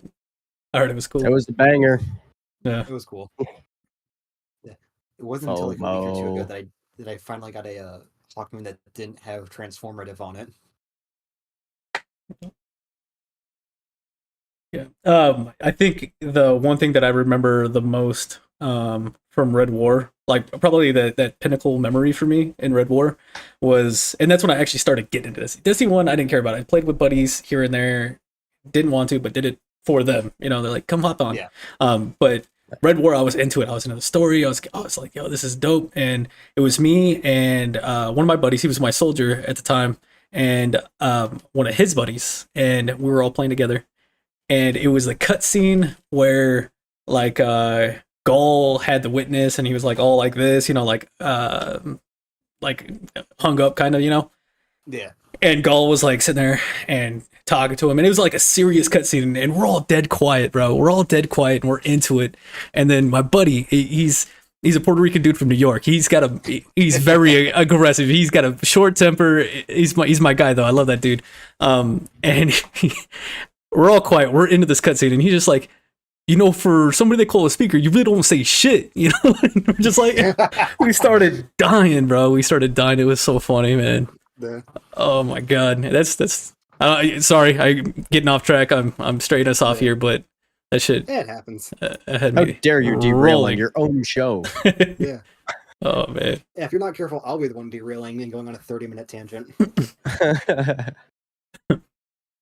Let's see. No, but that's pretty cool, man. Like, just thank you for taking the time to walk us through all this. I wasn't quite sure what to say, just because it starts a lot. with Ty and ends with Din.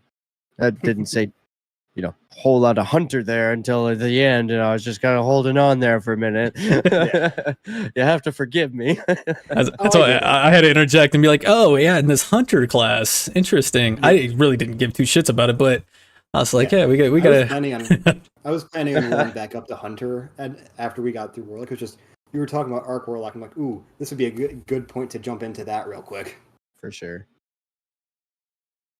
But I mean, if you guys have anything more than that, we might have a small topic of the night here. Maybe, I don't know. NBD. It's no big deal, really. Yeah. We should probably move on before I just start reading this whole thing and going into it. I mean, I almost forgot full-on completely lecture. about it. It's that small of a deal. Like, Yeah, it's itty bitty, no big deal. No, but seriously, Moose, this was fantastic work, man. Like this shit needs to get submitted to Bungie. You need to just anonymous. It doesn't even fuck it. Say, hey, yo, it's Moose, and if you guys don't listen to this, I'm gonna shoulder charge the shit out of you. Like, send that stuff to them, like, because this is good stuff, and we didn't even go through nearly half of what he's got here, guys. So check it out in the Discord. Seriously. Yep. I'll be uploading PDFs of the 3 files that are currently mostly done to the Discord after this show, so they will be up to date with my newest changes as of today, 8/5/2023. There will probably be more changes by the time the show comes out, but it'll be the most up to date version available to the public. Yeah. You know what? I think, Sweaty. Yo. I think this almost demands a new channel. Ooh. Like okay. Destiny theory crafting or some sort of thing like that, because I love this shit, and we started get into it pretty big when he first posted it. And what was it? It was in Community Creations channel. Yep. So we went on a tangent there. Great channel. Boom. Yeah, there you go. The tower. And we could probably set threads in there and stuff like that for certain things, but I think I love this shit, bro. Like I could talk on that kind of stuff forever, because there's just so much they could possibly do, bro. I mean, the game's so expansive, that the lore and just what they've built as a world, as a universe, is so massive. So the possibilities are endless, and it's so cool to hear people's ideas. And you never know, man. Like, some of the shit you put in here, we might see in game one day, and we'd be like, yo, we got it. Hey, look in this thread back on August 5th, 2023 at 6:44 p.m. PST. I was here first. Get on my level type shit. Yo, Bungie, where's my Eververse engram? Hell yeah. You know what, Bungie? Better yet, refund me for all the time I've spent in game. I want every second back. And youth. I require youth again. Give me the youth that I had when I first walked through the pearly gates of Bungieopolis. It all started with a little video game called Halo. Back in the day, we only had controller inputs. Nobody was complaining about input differences in the name of original Xbox days. I think the first Halo is older than I am. Oh man, I remember when that game came out. Yeah, me too. Yeah, I was excited. I told you I'm starting to relate a little bit more to Gator. I remember going to pick it up from GameStop after we had it reserved, bro. Hey, That was dope. those were the days of GameStop Reserve. Man. Well, tell you what, gentlemen, why don't we take a short break, and whenever we come back, we can come back fresh and focus on to the next topic, being state of the game. Yeah, And Before that, real quick, oh. I'm gonna do the twit in the fastest possible time ever. All right, I'm counting. Here we go. Count me in. I got you. All right, you want to count in? We're going in 3, 2, 1. Bada bing. This Week in Destiny by Sam, August 3rd, 2023. There is the mid-year state of the game. Link here. Solstice is glowing. You have Solstice sets. Go get them. Trials map. Winner. Anomaly. Player support report. Movies. Art. Stay crafty, Sam. Wrong. That is Nope, you lost. that is correct. Too short. Let's go. You had a 0.2 second. Oh, look at this art of the week, Ace of Spades. By the way, just saying, it looks amazing. That does look nice. Very well done. Now, But that's a twid, bro. That's it. That is the twid. Cat. They have a little kitty cat. Yeah. I like kitty cats. I mean, I like dogs. I love all animals, dude. So that's what I noticed when Hippie does the post. There's usually a dog. Ooh, Right. Guardian Games music video. That's kind of cool. I'm gonna check that out later. That looks like effort. That looks pretty cool. I'm gonna give that a look. I see Rickroll right on the first movie of the week. Art of the Week has a Zelda reference in it too. That's props there. Thanks, Bungie, for Hey. that. Oh yeah. Cool. All right, cool. Sweet. Yeah. Record time, Mr. Raider. Record time. Who is your gold medal, sir? Oh yeah. I dropped it. Shit.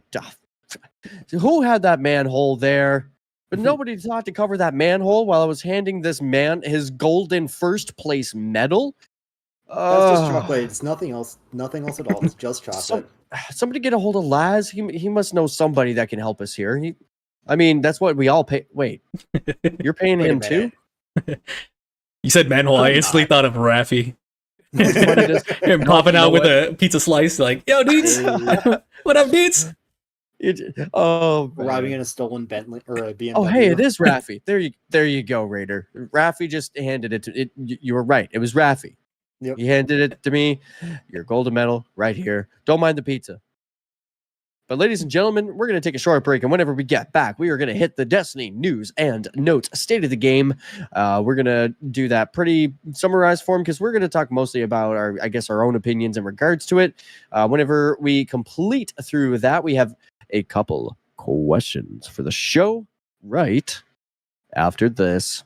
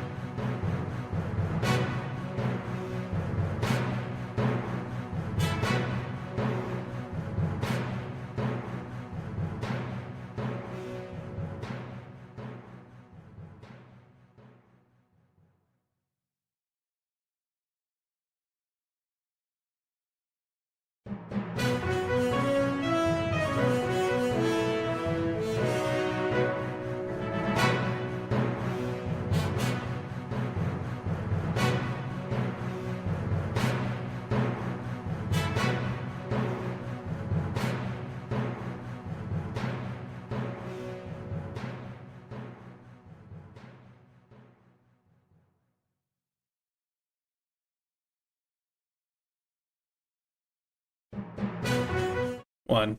We are back live. All right, Back on we camera are again. back.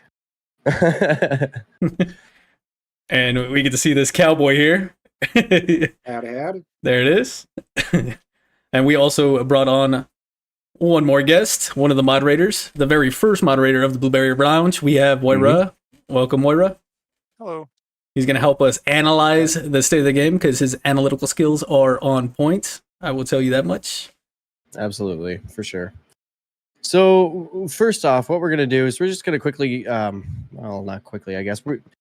We have it in point form in the show notes. So we're going to go through the point form, rather, and just kind of break it down with Moira, get everybody's opinions, and just kind of take it one step at a time. So, first things first, let's start.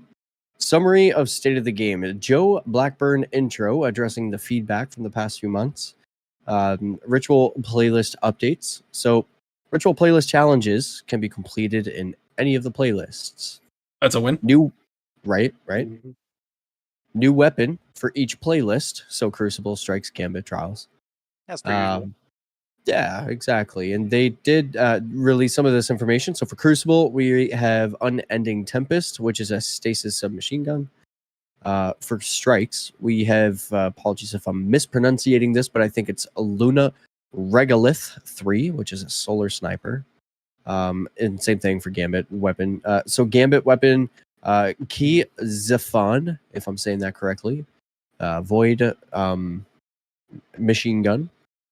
And for Trials, we have a Cataphract GL3, which is a strand grenade launcher.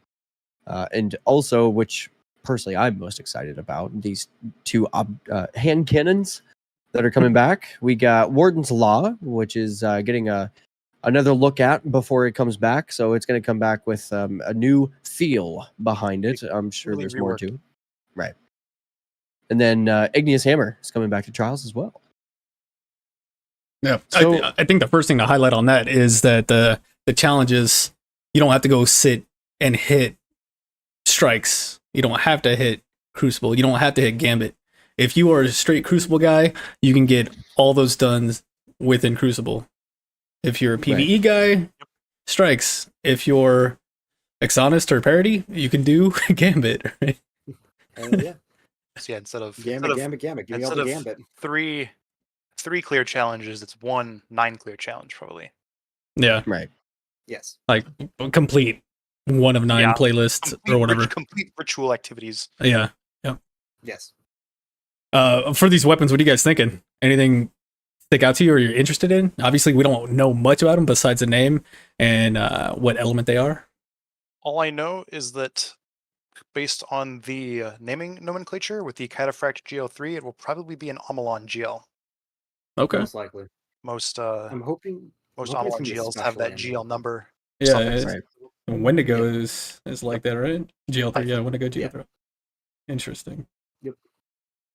I'm hoping it's a special ammo and not a heavy ammo because heavy Yeah, ammo yeah. Oh, markers that's a are good not point. good. Yeah, I was gonna bring that up. That's a big thing right there. They didn't specify whether it was heavy or regular GL. Hmm. I'm betting I on mean, heavy heavy, ones but Yeah, most I was likely, thinking. unfortunately. But we are another one is we already have heavy strand GL with the Road of Nightmares, Caraxis Distress. Mhm, sure. mhm. So yeah, They Yeah, they that's true. I they didn't think of didn't that. point out what kind of frame it is, right? Because No, they didn't. there's that what is it? What is the new one that they have that they introduced here? The compressed waveform for the heavy GLs. Ooh, That that'd was be with cool. that was with the whatever the Neomuna Neomuna one, weapons. hypodimensional trochoid. There you go. Yeah, the big fancy name one. You said it so Heck. elegantly, though, bro. You said that like it rolled right off the tongue. Mhm. all right. And we got a bit of a quote here, so I'm just going to read this right quick. This is coming directly from the State of the Game article, which I'll leave a link in the show notes if you're interested in reading in full for yourself there, listener. So, quote is, the most frequent feedback we see is that there's just not enough new PvP content, specifically new maps. To set expectations, our studio structure is built to support more overarching updates to PvP like the ones above, rather than focusing exclusively on maps. When we do focus our resources on building new Crucible maps, it comes with a trade-off of multiple teams' bandwidth on work that contributes to a variety of experiences that players also hold dear, such as new story or exotic mission content, core activities that make up the foundation of each season, or new destinations. Similarly, bringing back reprised maps also involves an extensive porting to the latest version of Destiny 2, which requires additional resources to ensure the maps work correctly for multiple game modes and playstyles for years to come. End quote. And I mean, the first thought that comes to mind for me, whenever the season sucks right now, it's pretty dry. Like, Yeah. of overly dry sponge that's been left out in the middle of the sand of a hot desert in California by native raider that he drives over on his vehicle in the middle of the road on his way to work. Yep. Yep, sounds about right. Yep. Ah, so that's what's been killing my AC in my truck. With this one, I mean, obviously, I'll take one of the good things on this is they're listening, right? Right. That's Exactly. is something getting done, sort of. But at least they're listening. They know that we want maps. We want PvP maps. So that's the one good thing. The one thing that Well, kind of is multiplex is coming. sad, yeah, Mm. multiplex is coming. Is that when they put it like it comes at a trade off, you know. So Yeah. new story, exotic missions, stuff like that. That's something that I'm thinking that they're prioritizing more over PvP, right? So it's we've heard this all the time, drip fed content to the PvP community and stuff like that, and I get it. I get why the PvE side is more important. It's obviously more lucrative for them as well. I feel in a sense of a business standpoint. Mhm. But I just I don't know. That's I understand. It's still kind of Still feels bums bad. me out a little bit. Yeah, exactly. But at least we do have something coming, right? Yeah, and Yeah. it is important now to have the expectations set. Yeah. Now that it's not that they just don't want to make new maps, Right. but now we have the understanding of their development structure where they're making the sheer amount of PvE content they're making means they're unable to frequently make new PvP maps or even port old ones. Right. Right. Like they're just that's not in their main interests right now. Yeah. Mhm. And from a business aspect, I mean, that is integrated into the business model. So it does make sense to reinvest into the thing that is going to continue to come back for the entree type of idea, like, or an analogy to quote, whereas like the core experiences that we have, such as Gambit, Vanguard Strikes, and GMs, and anything to do with Crucible, like those are kind of like the appetizers, I guess, if that makes sense. Whereas the dungeons and everything like that is kind of like the core, I would say, money driver for this particular game. And it's not like that this game isn't making money, right? Mm-hmm. Oh, it absolutely is. So, and I mean, on top of that, like, in the vein of they're trying and they are listening, I'm very much looking forward to Checkmate. yeah. Yeah. I'm more looking forward to Relic. I think both are going to be kind of fun. Yeah. Oh, you're jumping the gun a bit. I also, the last thing I wanted to hit on the quote that you read there was how they talked about how extensive it is to like bring a reprised map back to Destiny. Like, because initial thoughts is like, you guys already had it in the game, just bring it back. Too easy, right? No, this game has changed and developed over the years that it's been out. Like Destiny 2, I'm not talking about Destiny 1, Destiny 2 itself. Yeah. Like, how many different things have changed to where you can't just copy and paste year one map into now and expect it to run functionally, the game modes and everything like that. So I'm glad that they really touched on that, and they said it involves extensive porting to the latest version of Destiny 2. So, well, and not only that, but to make sure it lasts. Right. Because I believe they have talked about this before when they reintroduced Vostok and like one or two other maps, I forget at this time.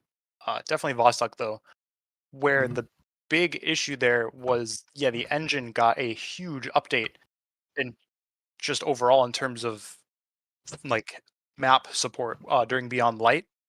Right. And so that alone is probably like,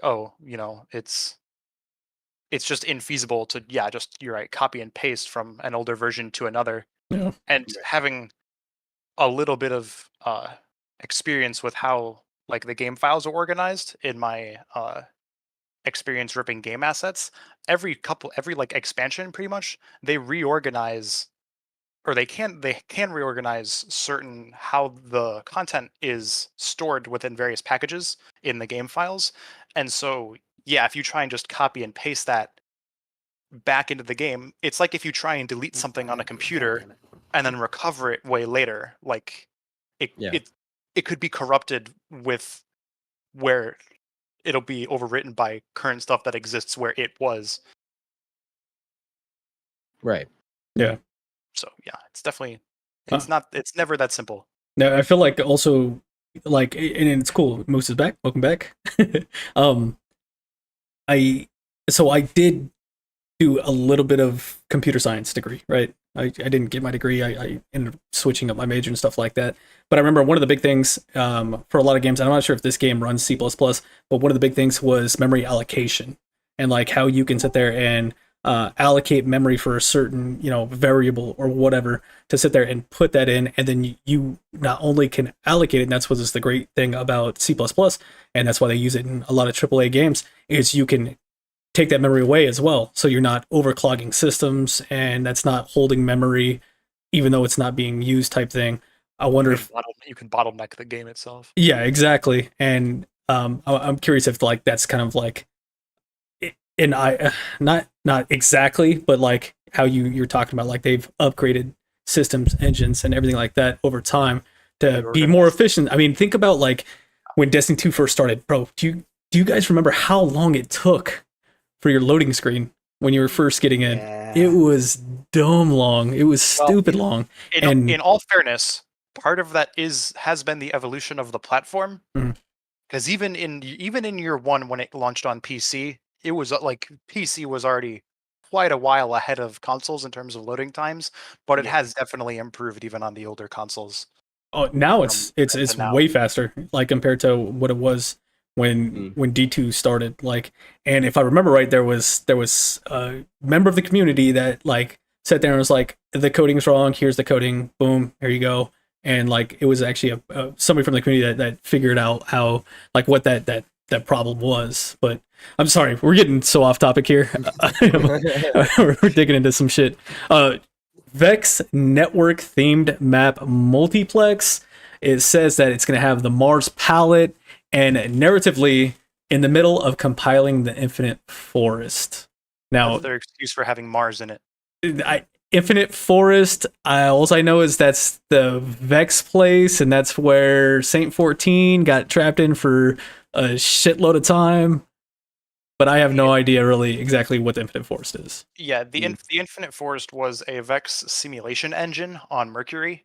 Okay. That was pretty much the focal point of the Curse of Osiris campaign. I'm not really sure what they mean by compiling it. Whether they're like Creating it, yeah? Yeah, like In the maybe in the process? Vex network they're trying to like rebuild it or something like that. And so there's bits of Mars already in there. Be interesting. Because the Vex do have at least a vested presence on Mars, at least they did in Destiny 1. So with Mercury gone and Mars back, it would maybe make sense that they're trying to build another one there. Right. But obviously it starts in the Vex network. And I believe, I'm trying to look it up real quick, they said it's asymmetrical. And they did say that, yes. Okay. Yeah. Nice.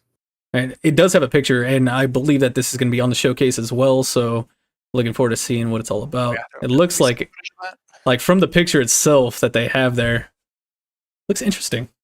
It looks There's a nice wall in the background with a window in it. I'm curious because the Vex network, to where they have the blocks of mass or whatever you want to call it that you jump on disappear, like that they have the grid lines on and they disappear. I wonder if they incorporate something like that. Would be kind of cool. But do you think maybe there'll be like some sort of disappearing bridge or something? yeah, some shit like that. I think that would be kind of cool. Yeah. Yeah, who knows what they'll do with that. Only time will tell. Next, we got the checkmate modifier.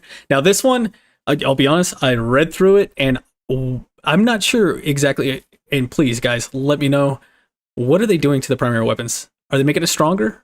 They just say tuned, and I'm assuming stronger to sit there and they talk about kind of long range weapons are not going to be as powerful, or they're going to bridge that gap a little bit or something. I really didn't understand that point of primary weapons being tuned in this modifier. I understand everything else, but what do you guys got on that? Basically, they're pulling in high time to kill weapons and long range weapons down to be closer to the average time to kill, which, in addition to the increase to player health, should encourage longer gunfights because you have to dedicate yourself more, especially in that same sandbox with the checkmate modifier where special ammo has to be earned instead of just dropped on death. So it'll push primary fights to the focus probably to an extreme even. So hit your headshots Yes. and stay on those headshots for a while. Because it also comes with increased health, ability cooldowns are lengthened, and special ammo is earned, not dropped. I'm curious how they're gonna make that as far as a mechanic. If that's like a charge meter or something like that for special ammo. In Destiny 1, special ammo dropped as crates. That's just how it was, just like heavy ammo does now. I would imagine that's what they'll do to it. Otherwise, they could, who knows. That would be kind of cool. Yeah, that's just how it worked in D1. Yeah, I would not be opposed to them bringing that back. I Yeah. think it'd be a good change to make the general sandbox. Yeah. Encourage Especially primary as- weapon especially as a- gunfights. Especially as a modifier where they can kind of selectively apply it to certain game modes. Right. I've viewed it as I'm hoping it'll be like Destiny 1 gunplay just in the Destiny 2 sandbox. Mhm. And maybe with like Destiny 2 year 1 times to kill. Interesting. I like it. Which personally, I liked the D2 year 1 meta. I know a lot of people didn't. Whereas, double primary, no special weapons to be heard of besides like fighting Yeah. lion. Yeah, I like that a lot. It'll be a interesting experiment. And this checkmate modifier is coming into the Crucible Labs weeks 5 through 10 with 2 weeks of control to start it, and then 2 weeks of survival and 2 weeks of rumble. Then next we have the relic game mode. So do you want to talk on that one? Just kidding. 6v6 party type mode. This one has a relic system. So the relic's talking about Aegis, synaptic spear, and the scythe that you guys had from season of the Haunted. Yep. Aegis. I'm not familiar with Aegis. I don't think I played it during that season. Have you done Vault of Glass? Is it the thing you pick up then? It's the shield from Yes. Vault of Glass. Okay, cool. And Got it. technically the shield from Vow, but the shield from Vow is the shield from Vault of Glass. So Interesting. So you got something that's kind of like what, defensive, I guess. You have something that's ranged and something that's ranged kind of with the scythe, but more close quarters.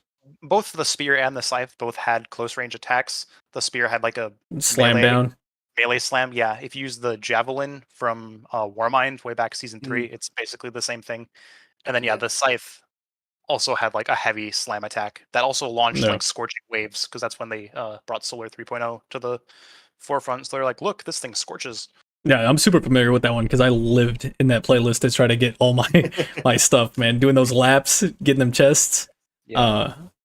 But anyways, back to this. So you charge your relic energy by getting basic kills, regular kills with your weapons, from what it seems like, and then you can unleash your relic from the relic depot once you have that fully charged, that relic energy fully charged.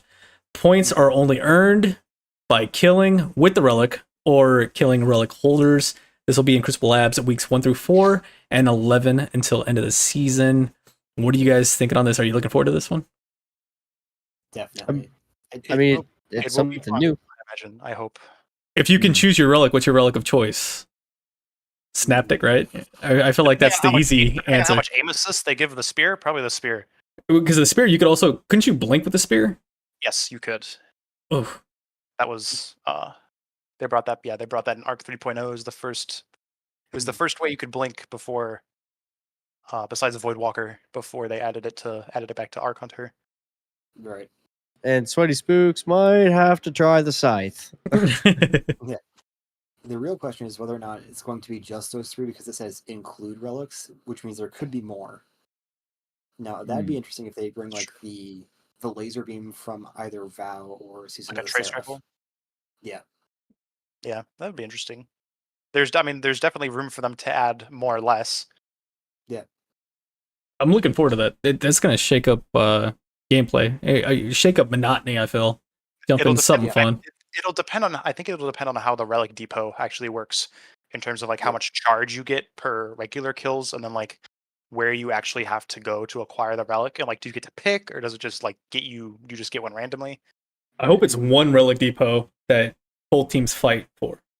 I would That'd be imagine interesting. if I were doing it, I Titan would have it bubbles. where it's just wherever heavy is.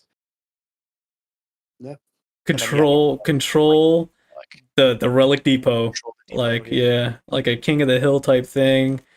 Us Titans, let's get out our bubbles. Let's just swarm that shit with bubbles and void barricades. Hell yeah. And then, Yep. Enjoy the really hordes, interesting. handy hunters. Yeah, the only issue I would have with that is it could very easily become too snowbally. Oh, Like, yeah. well, Mm. they have the depot. I guess we're just game's done. Yeah. So it's relic first 4 weeks, then checkmate for 6 weeks, and then relic until the end of the season again in the labs playlist. Yeah. I usually don't jump too much in the labs, but I'm definitely jumping into both of these. Right? Yeah, I'm gonna have fun with this. What do we got next here? Matchmaking improvements. Tweaking loose SBMM skill-based matchmaking in Control and Iron Banner. Adding Fireteam matchmaking to labs and Rotator playlist. Nice. Hmm. And more to come in Season 23. New Iron Banner game mode. We get a hockey, strand, pulse rifle, and comp. And Said aggressive no map. frame, which means it's a 4-burst. And we also have a Citadel map returning. Ooh. You guys like that map? I didn't I mind don't alright. it. remember which one it is. I didn't care for it. It was in the Dreaming City. I have a cool clip of it on my YouTube channel. Oh That's it. yeah, that one. Yeah. I remember having good times on that one, but equally that was like 3 or 4 years ago at this point, and Yeah. my gameplay has changed significantly. The game has changed significantly. So Yeah. Strand on that map Strand, on those. It's very open. yeah. Like Yeah. the map. So yeah, Strand will definitely be interesting. Yeah, Mm, I that threw is a true. fusion grenade like halfway across the map one time and it killed somebody. That's the only memory I have of that map. Which I means remember that just like sitting in windows. Yep. with that Yes, there were a lot of windows in that. with the Strand Right. Pulse Rifle coming to comp in 23, that means that next season it will still be Mercurial Overreach. So if you haven't got your God roll, you still got another season for it. It says, yep, Yep. it's specified in the article. No word yet on Rose coming back. Hmm. We know it. That's They've said it'll fine. come back eventually, but maybe who knows? Maybe they'll put it in like the focusing. Did you guys already get your 5 for 5s on that or no? Or I got just a pretty The good sniper? one with I don't my think I have. second drop. Rose? Yeah. Rose. Oh, Rose. Oh, I got an alright one. I have think 8 rows. That's about all I can say. Yeah, kind of the point of Rose, I think, is that none of the rolls are really bad. Like, Yeah. there's maybe a perk or two that's bad per column, but most of the rolls you're getting should be like keep worthy. Right. So I'm happy with the one I have, but I could probably get a better one if I tried. Right. Yep. My favorite one is approaching 2,000 Crucible opponents defeated on it with the explosive payload and slide shot. So, I think I might like it. Just a little bit. Just a little bit. Perhaps. I mean, it's just a thought. I think we might have lost Moose, but I think he's back. I just heard No, the I'm- ding. Oh, he's No, here. I'm still here. I'm Oh, just okay. trying to make sure I don't die again. Is the bigger one. Gotcha. I saw How do Craig you jump lose up. a moose? That's a big ass Title animal. Surprisingly easily. I like that. Easily. They can break Title- into one title of the moves episode. surprisingly well. Title of the episode 100%. How do you Put lose that a in the top moose? of the show notes right now. Episode 26. How do you lose a moose? All right, guys, let's move on. Vanguard, not too much on this one, but I do want to read this quote from them. Good news. We've also recently focused more of our team's resources into varied and frequent seasonal activities such as Battlegrounds that can later make their way into Vanguard playlists alongside our strikes and eventually serve as new additions to the Nightfall and Grandmaster playlists. While this can come at a cost of other content in a given year, we feel that this exchange has been worth the extra investment for the overall health of our playlists. Thoughts on that quote? Anything that pops out to you guys? I would I agree. like the medals. Yeah. Medals are there. That offer more rep.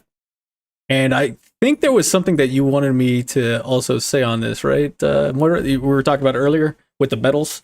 Yeah. Guardian games. Yeah, just a small thing. There will be certain medals that are exclusive to Guardian games and some specific to Vanguard playlists. So like the finisher medal will not be in the regular That's right. Strike and Nightfall playlist. Or the way it's worded, it says at least just not Nightfalls. But so we'll have to just figure out which ones are missing when that time comes. They also go on to say that more Battlegrounds will be added for season 22 and 23 in the Nightfall and GM rotations. Personally, I don't like the Battlegrounds in GMs. Yay, Battlegrounds. It It's definitely adds not fun. difficulty. It does. It is Yeah. a worthy challenge, I'll say, especially compared to like Fallen Saber, Devil's Lair. Yeah. Like there's a lot of easy GMs, and even There the harder ones like Lightblade have been pretty well codified into like, okay, this is the strategy. So Yeah. the Battlegrounds are definitely, it's probably the hardest things we've ever had. Yeah. Like in Yeah. as any content is the Battleground GMs. Right. Mars being, I feel like, my own personal experience, the most difficult. Yeah. Sweaty, I remember me and you going in there with, was it maybe Toll the Bell? Maybe? Yeah, I think it was us three, right? I think so, yeah. The Mars GM when it first came out. Oh, yeah. That shit was rough. we got And I think you were having connection issues as well. And you Yep. kept dropping. Yeah, fuck that place, bro. Yeah. The one thing I want to point out in the quote, though, it says, while this can come at a cost of other content in a given year, we feel that this exchange has been worth the extra investment. Now, that quote, again, they're talking about cost of content in a given year. And I get that there's only so much resources allocated. Mhm. But what is this saying exactly? What is the other content that is it at the cost of this? Well, I think that carrot is the pre-show carrot. I think that was an intentional placement of that information. But maybe I'm looking too much into it. Who knows? I think considering So, okay, think of it this way. In Season of Defiance, we had the Defiant Battlegrounds, and that was it. That was the only seasonal activity, besides like hidden, like the Avalon mission, hidden stuff like that. Mhm. Whereas in this season, Season of the Deep, we didn't have any battlegrounds, but we got 2 seasonal activities instead with the deep dives and the salvages.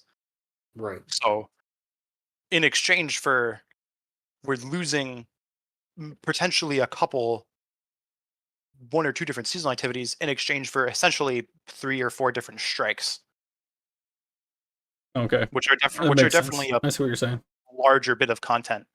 When Yeah. you think of, Right. like, I think the last time I think they introduced a strike outside of a actual release year that wasn't a battleground was Proving Grounds during the Season of the Chosen, and Proving Grounds was a pretty hefty strike for a piece of seasonal content, Right.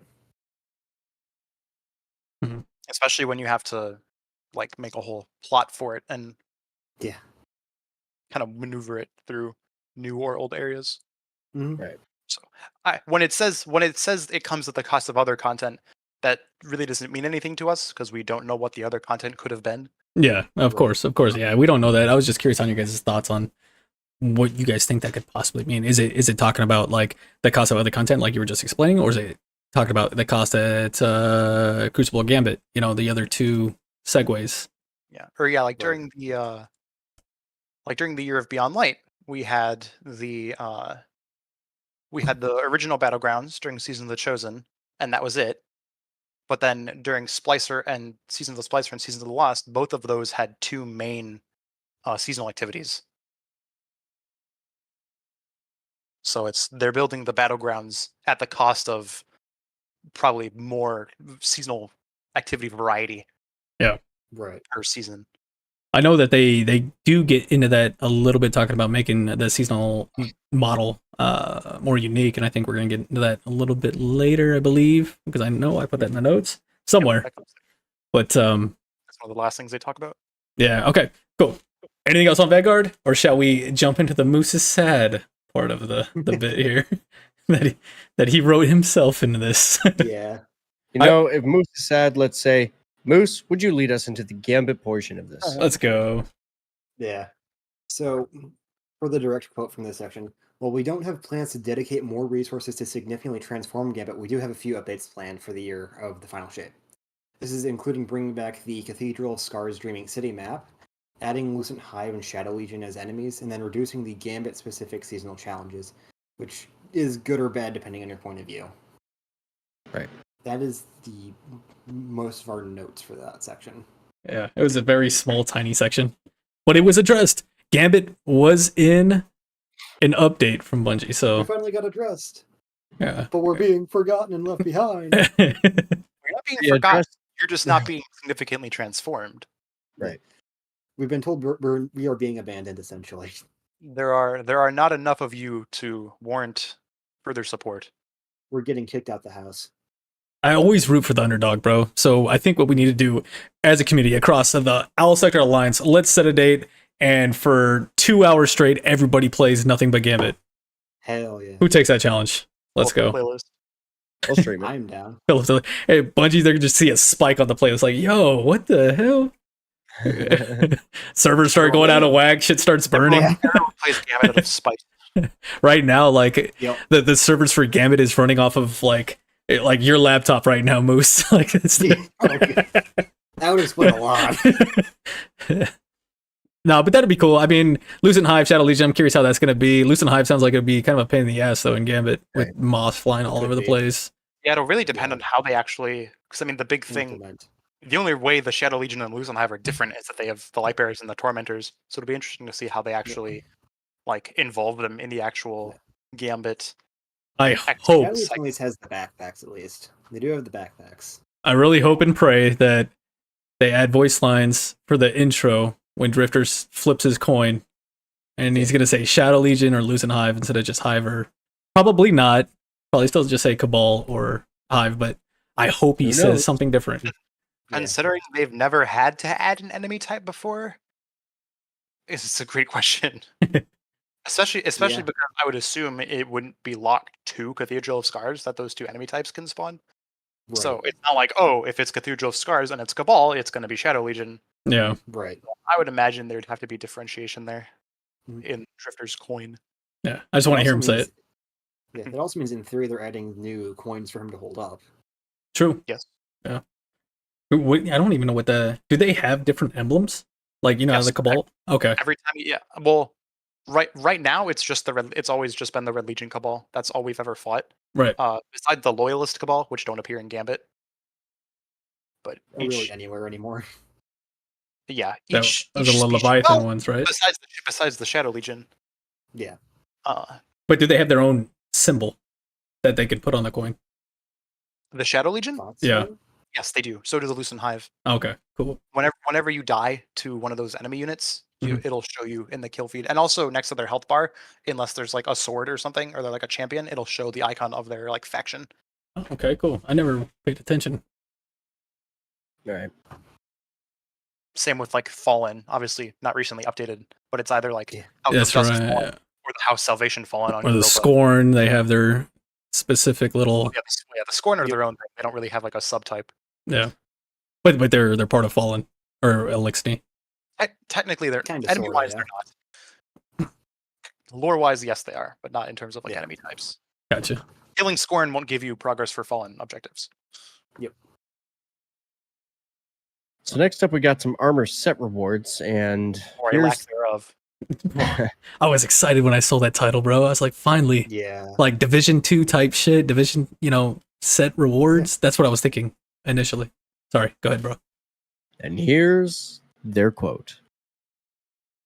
Delivering ritual armor sets at the rates we have in the past has become increasingly challenging, especially considering these sets have historically had very low adoption by players, both base armor and cosmetic ornaments. So there's no commitment to new ritual playlist armor sets with expansions. There will be one. Pardon?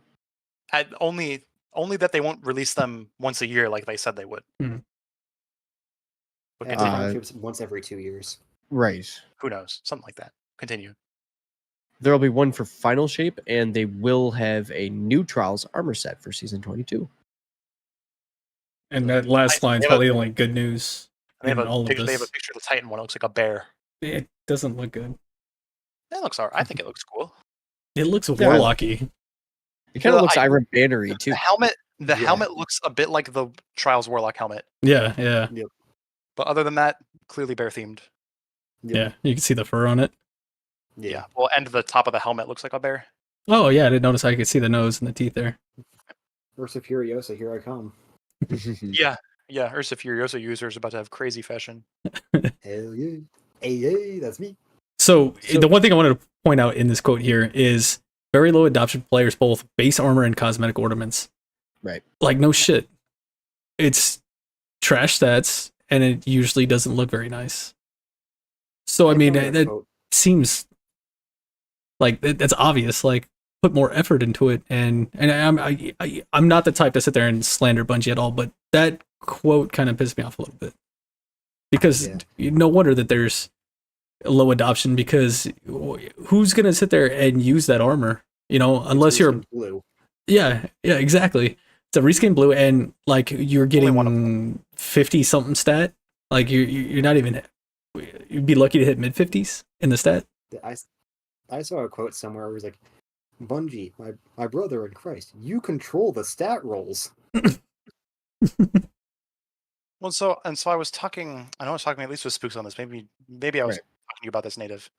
But the issue that they have, or the issue that exists with armor that comes from things like ritual playlists, is because, to be fair, like, it's not that the armor is bad cosmetically. Like, personally, there's 4 ritual armor sets. I think Something personally, like at least 2 of those 4 look pretty good. Like, I would wear them if I could. If I if I built fashion around them, it would look fine. But so yeah, I guess people just don't like them. Most people just don't like how they look. And then obviously with base armor, there's the point of they just have low stats. Why don't they just make the stats higher? Right. But the issue is, and this is what I talked about with Spookz earlier today, is that they can't make ritual armor too good, Right. because Right. then there'd be no point in making endgame armor or anything from any other sort of high aspirational activity. Yeah, And absolutely. the same with weapons. Like most of the ritual playlist weapons are average because they don't want you to be sitting there grinding ritual playlists for the good weapons. They want you to be doing like raids and things.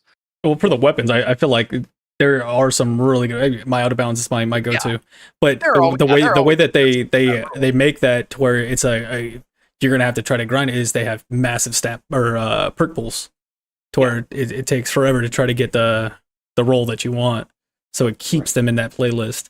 But for the armor, I think a good idea for the armor is, what about when you prestige your vendor, it drops one high stat of that ritual armor on top of the exotic or something like that. You know what I mean? Definitely be an interesting way to do it.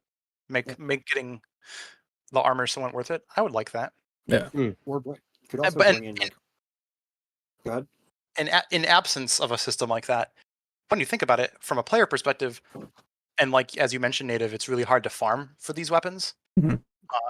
Losing the armor will be a good thing to us because we will never, or we'll have a less of a chance to get armor More on the for, weapons. like post-match rewards. Yeah. If they keep adding weapons and no armor sets. No, that's a valid point for sure. So, and in terms of the like cosmetic side, you know, they have a whole bunch of world armor from like EDZ and Nessus and stuff. Nobody wears that either, and if you couldn't tell, it doesn't really drop from anything anymore. That is So true. that's basically what's going on here. I guess maybe like taking something that's probably like, yeah, this shit is like kind of whatever. Let's take these resources and focus them elsewhere. Yeah. Right. Yeah, Is that it's essentially? a priority thing. Like they said, if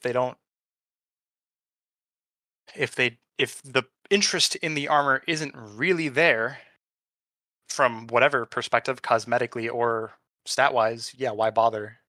Right. Mhm. Yep. If they don't have another idea that they're for certain will increase the usage of that same armor, which they don't know until they release such a feature, then yeah, it's probably not worth that experimentation time. Right. So better to just not make them as frequently. One thing I was thinking they could do is like kind of like how the seasonal armor has the armor XP Traits. bonuses. Yeah, their armor traits. Put that on your playlist armors, where it's like you get, let's say, bonus to either a handling stat, something like that, or just bonus XP for your vendor. Yeah, Just I was something thinking that too before Native mentioned the high stat thing from like prestige ranks. They could do, yeah, they could have like set bonuses, which Yeah. they do for Iron Banner. Yep. But that's kind of the only ritual quote unquote activity that they have, is that wearing that armor will get you enhancement cores, or can get you enhancement cores or prisms. I think actually at the end of a Iron Banner match. Yeah, it also increases your XP gains. Well, that's not from the armor itself. That's just True. from How they the had it Iron set up. Banner. That's just Yeah. how Iron Banner rep works now. Yeah. So yeah, there are definitely a couple things they could do with it, but evidently none of them are worth the time to experiment with. Mhm. In the event that people still wouldn't use the armor that much, Yeah. for them to actually invest that work time. Well, we'll see what comes with that. They're freeing up some resources. See where those resources go to. Moving on, we got game security, and I just updated this from our talks during you guys' trials matches. So they're continuing to adapt new policies, including the abuse of internal accessibility tools policy. BattleEye is still being implemented for improved data collection, detection, and mitigation strategies. And recently they had the largest ban wave against account recoveries and boosting services and the players that use them, which is cool. That's awesome. And then their lawyers are getting busy. They're getting busy. The legal team aggressively pursuing cheat makers. So sounds like Thank you, Bungie. they're on top of their shit over there with that, you know. And we've seen all the stuff on YouTube and Their stuff like legal that with suing. Yeah. Their legal team don't fuck around, bro. Like, and I've been watching Suits recently, right? Yeah. That's my show, bro. Like I'm season 3. I think I just started season 3, so I'm all into that whole legal stuff right now. I'm like, man, I want to go to law school. I want to be a lawyer. Let's get it. Let's get in the courtroom. So that's awesome. That's buzzard. Unless you want to. Yeah. So I mean, all good there. You guys have anything to add to that, really? Nope. They're They got some plans too for stability, Mhm. which is kind of nice. Seasonal structure, working on a more unique experience for season to season. More to come during the showcase. A few quality of life upgrades, some sandbox updates. So they're gonna have some new strand aspects. Hunter, Whirling Maelstrom, Titan is gonna be Banner of War, and for Warlock, Weave Walk. What about the Yeah. quality of life updates? Yeah, those are pretty awesome. Oh yeah. And don't forget about the seasonal structure, man. Working on a more unique experience from season to season. Try to keep us surprised and not like, hey, we're gonna do this kind of activity. Or more battlegrounds. For the audio listeners, I think Moose was just like in a rodeo just now. He pulled off his hat, his arm was out, he was getting it. There you go. And more to come on the showcase for the seasonal structure. But quality of life upgrades, Boy, you want to take that? Sure. They list, I believe, seven different quality of life upgrades to come right next season, season 22. The first of which, cosmetic favoriting, finally. Yay. You pin up to 100 of your favorite shaders, ornaments, and emotes starting next season, and it'll put them to the top of those respective lists. Shout out to Ash at Bungie for her work on the UI. It'll be Right. interesting to see whether they. I imagine it'll be 100 shaders, 100 ornaments, 100 emotes. I don't know why they would make that. It definitely wouldn't be like a Yeah. global favoriting system, especially because then it'd be Mhm. divisible weird. Yeah. Let's see, probably 100 each. Anyway, the stasis aspects and fragments, long lamented in their acquisition process between like 10 or something quests related to the Exo Stranger on Europa. Starting next season, any character who has completed the Beyond Light campaign will be able to go to the Exo Stranger on Europa and just buy all of them. All the aspects and fragments, just like you do for the light subclasses currently from Ikora. Thank goodness. Very exciting. It sucks for the people I that just don't have to finished it do too. Like the people that just finished it, they're hearing about it like, you son of a bitch. I was working on it passively. I'm like, sweet, now I don't have to finish it. Good. Yeah. It'll cost a Now lot I of think you gotta glimmer, get- but you don't have to work for it. Yeah, glimmer. save them rainmakers. Yeah, exactly. I've already used them on buying back all my light subclass stuff. I think I got stasis already. Quality of life number 3. Transmat effects for ships will now be unlocks, just like shaders. That's good. Long time coming. Yeah, I didn't understand why Yeah. why we had to dismantle them. Yeah, so currently they are consumables, just like Kinda shaders weird. were originally in year 1, and now they Yep. will be. You can just sift through all of your transmat effects just like you do with the shader system. Very cool. Yep. Very good, Number very good. 4, Wishender, improvements to the Wishender quest. Right now, if you don't know, the Wishender quest involves doing half of a Shattered Throne, collecting 3 tokens from a statue in the Shattered Throne, charging those 3 tokens via hidden bosses in the Shattered Throne, and then returning to said statue with those charged tokens. The issue is if you don't want to do that quest, but you get the tokens, there's no way to delete the tokens, so they're in your inventory forever. So now it will be one quest that I imagine will have some sort of like checkbox that'll just be like, oh, you've killed this guy, and this guy, and then you'll be able to turn it in. So good thing for people who've been waiting to do that, or that have had those tokens stuck in their inventory for years. Number 5, a resources tab will be added to the collections screen. Bungie's very excited about, as they say.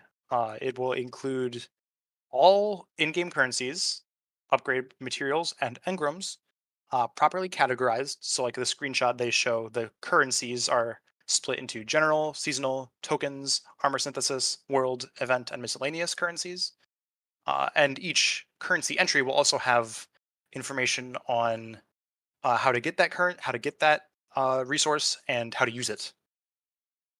So big big info dump essentially for especially new people or even people just that don't just necessarily know their way around the whole game yet. Right. Yeah, that's a good one. I like that. Yeah. So yeah, very good for lesser informed peoples. Number 6, they are splitting the Iron Banner challenges. Currently, with the current Iron Banner system, you must play a total of 18 Iron Banner matches with with whatever subclasses Bungie chooses for a given season to unlock 4 pinnacles over the course of 4 days, Tuesday to Friday, which in the past seasons has resulted in a lot of one subclass for a given season. So like if it's Void, you'll see a lot of Bubble Titans, Yeah. or like a lot of Void Hunters, and you'll see it'll be a lot of Iron Banner's been very monotonous in the past few seasons. So they will split the challenges. So there will be 2 each day. So you'll have 8 total.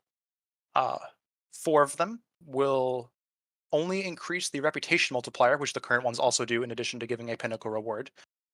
So you won't have to use a specific subclass. You'll just play 18 matches total, and you'll get that reputation increase.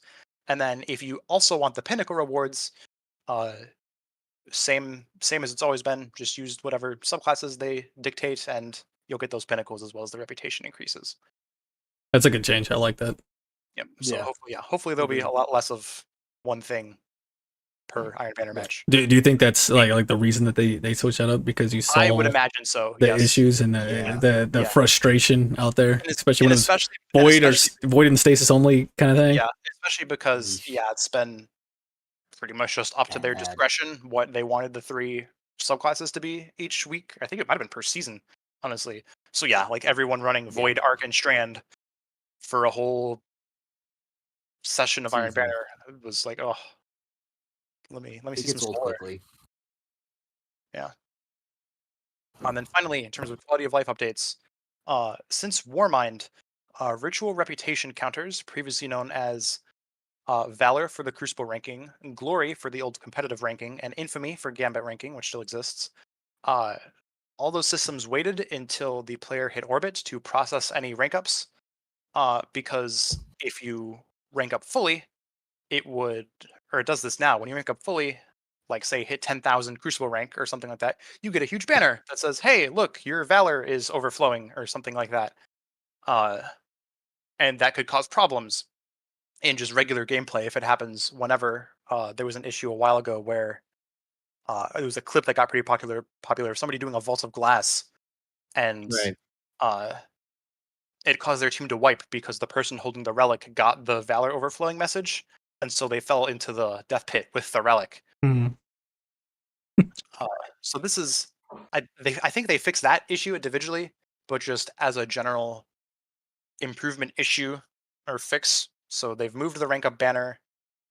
But yeah, previously they've moved the rank up banner to the bottom of the screens. They've made it much less invasive. It's just like, ooh, rank up, small, nice. And then, but they would still actually process the ranks only once you hit orbit. So now, once you just hit the end of an activity, it'll be like, oh, your rank is up. Or like when you rank up in Crucible, currently, you'll notice you'll get your post-game rewards, but you won't get the Crucible engram from ranking up until you hit orbit. Whereas now that Crucible engram will drop directly from the end of that match. And that is all of the quality of life updates coming next season. And moving on from that, we got sandbox updates, which you kind of already hit on, Sweaty. You got the Strand aspects, Hunter, Whirling Maelstrom, Titan, Banner of War, which sounds badass, so I'm looking forward to that one. Yeah. Hopefully we throw something down and just go crazy, right? Yeah. Warlock, Weave Walk, that scares me. I don't know why. Just the name of Weave Walk. I'm cool. And then underused exotic armor rework coming soon. Update will be next week. New weapon subfamilies are coming with final shape and will be shown at least a sample size in the showcase on August 22nd. We got for reference on that. The first actual weapon subfamily, which subfamilies are things like aggressive frame, high impact frame, rapid fire frame, not actually new weapon types like glaives and such. The last time we got a new weapon subfamily was aggressive fusion rifles with Coriolis Force back in Beyond Light. So it'd be very interesting to see maybe how they'll breathe some new life into like auto rifles and other like shotguns and things like that that haven't had new subfamilies pretty much since launch. Yeah. Yeah. Well, we had the compressed GL waveframe, heavy That's GL true. waveframe. I You are think it's correct. probably Okay, the that is newest. you're right. That is a more recent. That's like a whole Yeah. new. That's, yeah. It's Okay, well, yeah, weird. no, you're right on that. It's Yeah. yeah, you're right. It's not like it's a new glaive. You're right. It was a new, different type of grenade launcher. So you're right. That would actually be the most recent one. Yeah, I'm curious what they come up with, man. I'm excited about Yeah, that because there's so many already, so it's going to be interesting. and like from our Yeah. point of view, they kind of cover all the bases that they could. Like, what more Yeah. could they do? Exactly. But obviously, they've figured out something. They're going to get creative. I mean, they got to. There's no other way now. Like you said, Although all the there is bases. the one subfamily we do know is coming out is the two burst hand cannon that they're previewing with Warden's Law. Yep. Next season. I'm Oh. looking forward to that. I hope they come out with Yeah. some kind of like damn, what was that one? You guys remember COD, like Black Ops 2? You had the little alien gun that would like kind of like yeah, for zombies, bro. Yeah. It kind of similar to what is that? Yeah. Pack-a-Punch? Well, yeah, Pack-a-Punch was the thing that you could sit there and go and put it in. But I'm talking about something that kind of like boops things. Like what is the exotic shotgun that we have now? The old one, Cannon. tractor cannon. Like what about like a subclass like tractor cannon that That's boops? just like knockback damage. Yeah, knockback type shit. Get That people could off be points. That would be so fun. All I'm Unnerf the saying is, architects. we all love taking ogres, don't we? All I'm saying is unnerf the architects. I mean, the Yes. architects have been nerfed. We don't take full damage no more. Yeah, That's wait, what I'm saying. Unnerf. Undo that. Oh, unnerf them. I see what you're saying. yeah, shoulder charging. Yes. Throw everyone around. He wants to stack his kill I want count. to splat people. Okay, shit. Where was I at? Weapon tuning goals. So these were the goals that they have here. Reduce the variance between optimal engagement ranges of our mid-range weapons, and then slightly reduce the average engagement range in Crucible by pulling the maximum range fall-off distances of many weapons. That one was an interesting. That last one right there. Like I get the other one. Cool. Whatever. But reducing the average engagement range in Crucible. So like bring shit more close quarters combat because that's a Titan's dream. Is that am I reading that correctly? Yeah, I think basically they'll try and take outliers, things like 120 hand cannons and like high impact pulse rifles, and probably not scout rifles because that's kind of their whole deal. Yeah. Right. But especially when you think within like one weapon type between like rapid fire pulse rifles and high impact pulse rifles, there's a huge gap in their effective ranges. So they're probably just trying to pull in those top outliers to some extent. Makes sense. Yeah, absolutely. Thank you. Weapon changes in season 22, and this is just a sneak peek, is what they say. You're gonna like this one, Sweaty. Hand cannons will see an increased reload speeds, and then also PvP damage or PvE damage against minors and majors. Sword, Again, sword full power heavy attacks will be usable with any non-zero amount of sword energy, and sword guard will be buffed in several areas. I'm liking that. I want swords to be more viable, like regular swords and shit like that. I enjoy swords. Yes. if you got a falling guillotine still, it'll probably be crazy. I think I still do, bro. As someone who enjoys Stronghold, please. Oh yeah, there you go. That too. Stronghold users rejoice. But yeah, something like Whirlwind Blade times 10. Once you grab it, you Yeah. can just keep heavy attacking. That's going to be huge. The new Strand Sword's also a Vortex Strand. Yes. I don't know if it has Whirlwind Blade or not, but yeah, same thing. Next up, we have, which thank you for correcting me on this because I totally had this fucked up. Touch of Malice is getting some tweaks, and not to do with Touch of Malice. Changes to perks such as Bipod, Heavy Assassin, and Under Over. When I had first read it, that's why I was kind of sounding weird there, is I thought Touch of Malice was getting these kind of perks possibly added to it, like if it was going to be a craftable type thing or something like that. But thankfully, Moira was like, no, you're dumb. And I was like, Roger, thank you. iPod is a rocket launcher perk, by the way. Yep, you are right. That was a new one that was added this season, I believe, right? Yes. Mhm. And Envious Assassin was added last season, and Under Over, I think, the season before, or maybe 2 I seasons thought ago. Under Over is the response to the Void issue of Overshields. Yeah. Yeah, Yeah, this which I don't even think is actually super strong in Crucible. no, I don't think so. I did No. save one weapon that had an under over and disruption break, thinking that that could be possibly very nice in doing GMs or something like that. Mhm. Okay, it is. It's 20% increased damage against overshields, so that is pretty good. But I think Yeah. overshields aren't that common, especially maybe not as they were when they released that perk. Yeah. Essentially the three worst performing perks that they've released recently will be updated. Although it says such as, so probably even more than that. Generally rework a handful of perks Yeah. each season. Yeah, I mean, they're killing it, man. The Sandbox team is they seem like some busy bodies over there. They're working. Yeah, and then the last thing of this state of the game, they talked about reinforcing the goals for the year. A general recap of their goals that they had set out at the beginning, which was to expand the player imagination, bring the challenge back to Destiny, enrich our content, and connect our guardians. And read that at your leisure, because there's a lot of text that I just really don't care about going into unless you guys do. Nah, Okay. we're running a little long here, so why don't we pull questions for Moose and then plugs and get out of here? That sounds good. Let's see. Let's get to the questions here. All right. Question for Moose. We got we have a beautiful submission by the one only Dr. Fluffy Medicine Berry. So Hey. you know what? Let's start with this. Question for the Moose. He wrote, as someone who lives in both CA and Michigan. Oh wait, yeah. I We already got that one. You know what? Why do Michigan State Patrol cars look like a bad 70s movie? I mean, are they trying to make sure that Canada sees their flashing lights? It's a damn beacon. I honestly, I don't know. They're kind of funny sometimes, but Michigan also has, at least from where I've lived and seen, they have some comedic, comedy villain-esque vibes occasionally, where it's like, you look like something out of a comic. You're doing something like a comic book villain would do at the moment. Are you sure you want to do this? Precise. So, I like that, and I love that Fluffy put a picture of what they look like as well, because I had no idea. I was gonna Google it. Oh, cool, right there, perfect. Yeah.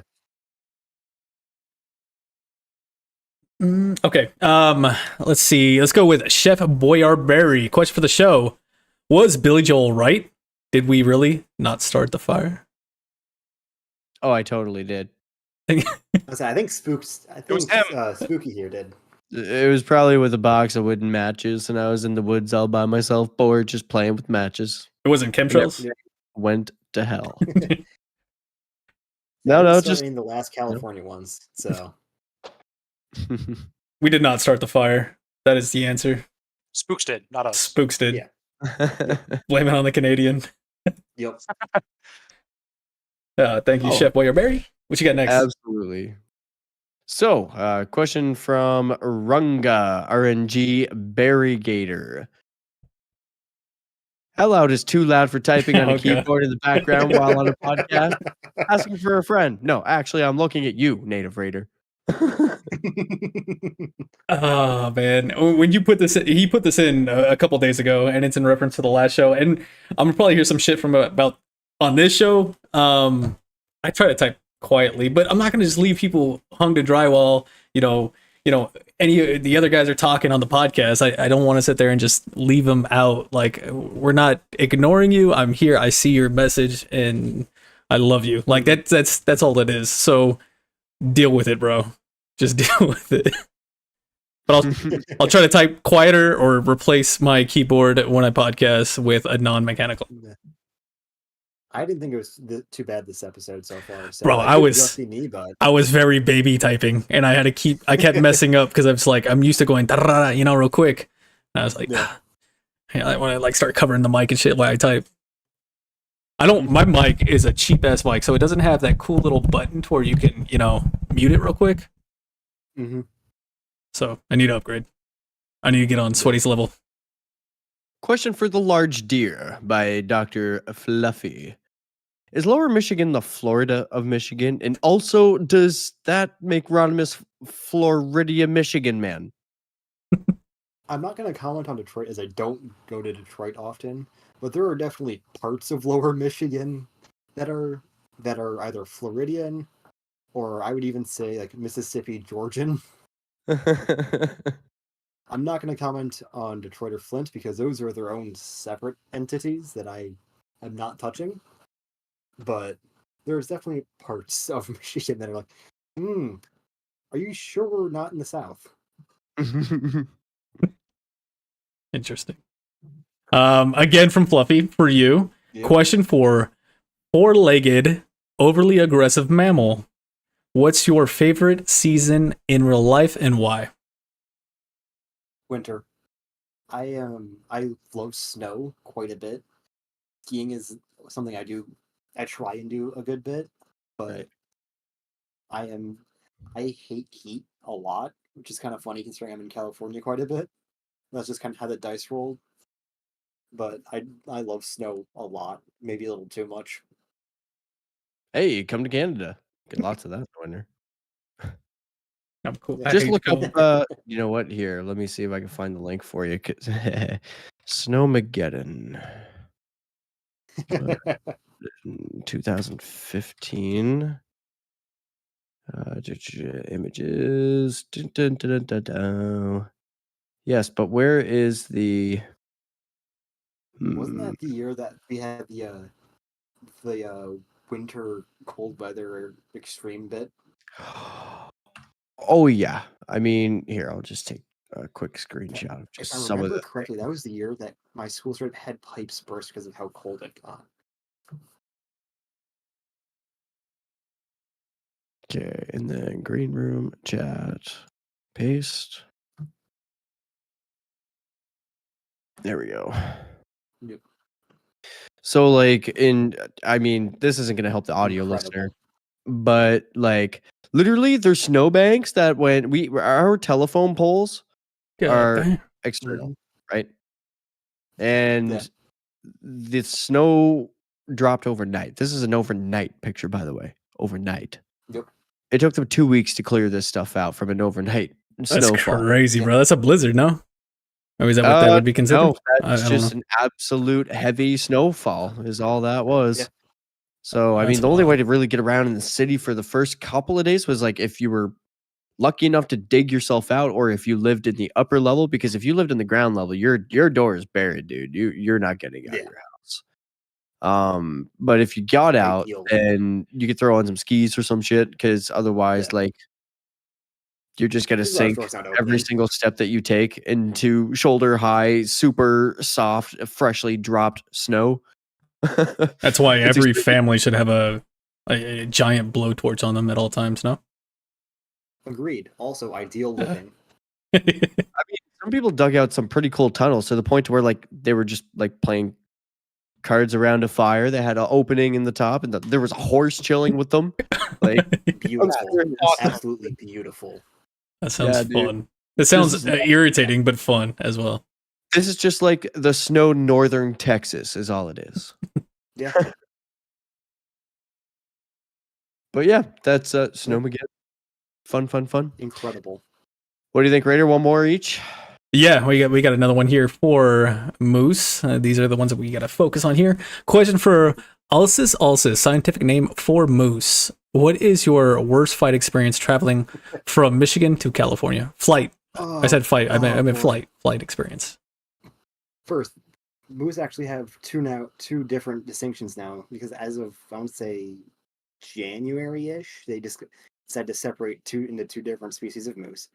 And then Danger, you already know part of this because I was bitching about it in Discord back in December. So I had a flight that was supposed to go flight path that was supposed to be roughly 7-8 hours in total.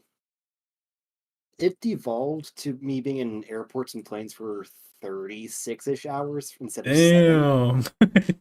So I'm in way north Michigan, this middle of December, and I'm driving to the airport at about 5 something in the morning. The snow is coming down so hard. I have probably about 5 feet of visibility in all directions. So I get to the airport, I get parked, get all my stuff in. My plane is, and the only reason I hadn't been up all night is because I got a notification the night before saying, "Hey, your like 8 a.m. or your 6 a.m. flight's been pushed back to 10:30. All right, whatever. I'm just gonna get there early in case something changes. I sit in the airport for 12 hours until I get to Chicago instead of, I think it was actually no, I get to Chicago, and at that point I've already missed my next flight, which was supposed to go to, I want to say like I want to say it's like Denver or Arizona or something like that, or LA, but I then have to go from Chicago to DFW down in Texas, and then from there to LA. Well, after about an hour and a half of dealing with the Chicago people, I get on my flight to DFW. Then land at DFW at about 12:31 in the morning. There was no one left around to help, so I'm just kind of stuck with my flight to LA. I then find a spot to get about an hour and a half, 2 hours of sleep above my gate, hop on the plane, fly to LA. Thing is, I was supposed to fly to the local air spot in Bakersfield instead of LA. So I not only do I then have to deal with everything in LA, I then have to deal with the 2 hour drive out of LA to Bakersfield. Right. That's not fun. No, it was incredibly shite, and I do not recommend that to anybody. All right, last question for the show, Mr. Dr. Fluffy. I guess a question for the moose. He goes, pasties, smash or pass? Those fuckers are good as shit. Smash all the way. Oh, what is that? I have no idea what that is. So it's a Polish dish. It's either Polish or Finnish, but basically it's like a warm bread exterior, but it's filled with I want to say it's like a beef, like a shredded steak almost, and Pretty potatoes, cool. and it's like small British. potato cubes, Mm. and they are fucking fantastic. Sounds Especially if you good. eat it with, They like, a look gravy. good. They kind of look like a variant of Jamaican beef patty, but like shepherd's pie version. Yeah. That sounds good. Looks like a calzone. I feel like you gotta like dump cheese on the top of that and dip it in hot sauce. I feel No. like Chef that Boyer would be- Berry, I demand a full report of this in the food channel. You get a get good it cheese, with a good gravy. cheese. You get it with gravy. Okay. Oh, that sounds really good. Man, Yeah. I'm gonna look that up. Do not blaspheme it with hot sauce. Get gravy. Hot sauce on gravy is amazing. You ever like biscuits and gravy, throw some hot sauce on that shit? No. Native, no. Okay. Do not do this. Apologies, sir. You'll find Pasties. an angry moose at your house if you do this. I just get a ring on my Ring doorbell. It's just a moose standing. Like, Yeah. oh, we're in the middle of the fucking desert. How'd this guy get you? Climate? What are you doing here? All right, everybody, thank you guys for the questions. We do still have more questions. We will leave them for the next episode. This one is running long. Real quickly, announcements. We got Battle of BlueBerry's duo tourney tomorrow at 7 p.m. PST. So if you're listening to this before that time, you still have time to join. Join via the Discord in the 100.io bot. 100.io bot. If you have trouble finding it or figuring it out, feel free to DM me and I'll get you squared away. But yeah, I mean, I think that's an episode. Sweaty, what do you think? Episode 26. How do you lose a moose? Featuring Moose and Moira in the bag. Bonus. Hey, let's do it. Thank you so much for your time, guys. I appreciate you coming out for the show tonight. Yeah, absolutely. Thank you for having me. Thank you guys. If anybody was trying to get a hold of you guys, from where? Go ahead, Moose first. Ping me in the Discord. That is your best bet. I don't have social that are available for public viewing. There you go.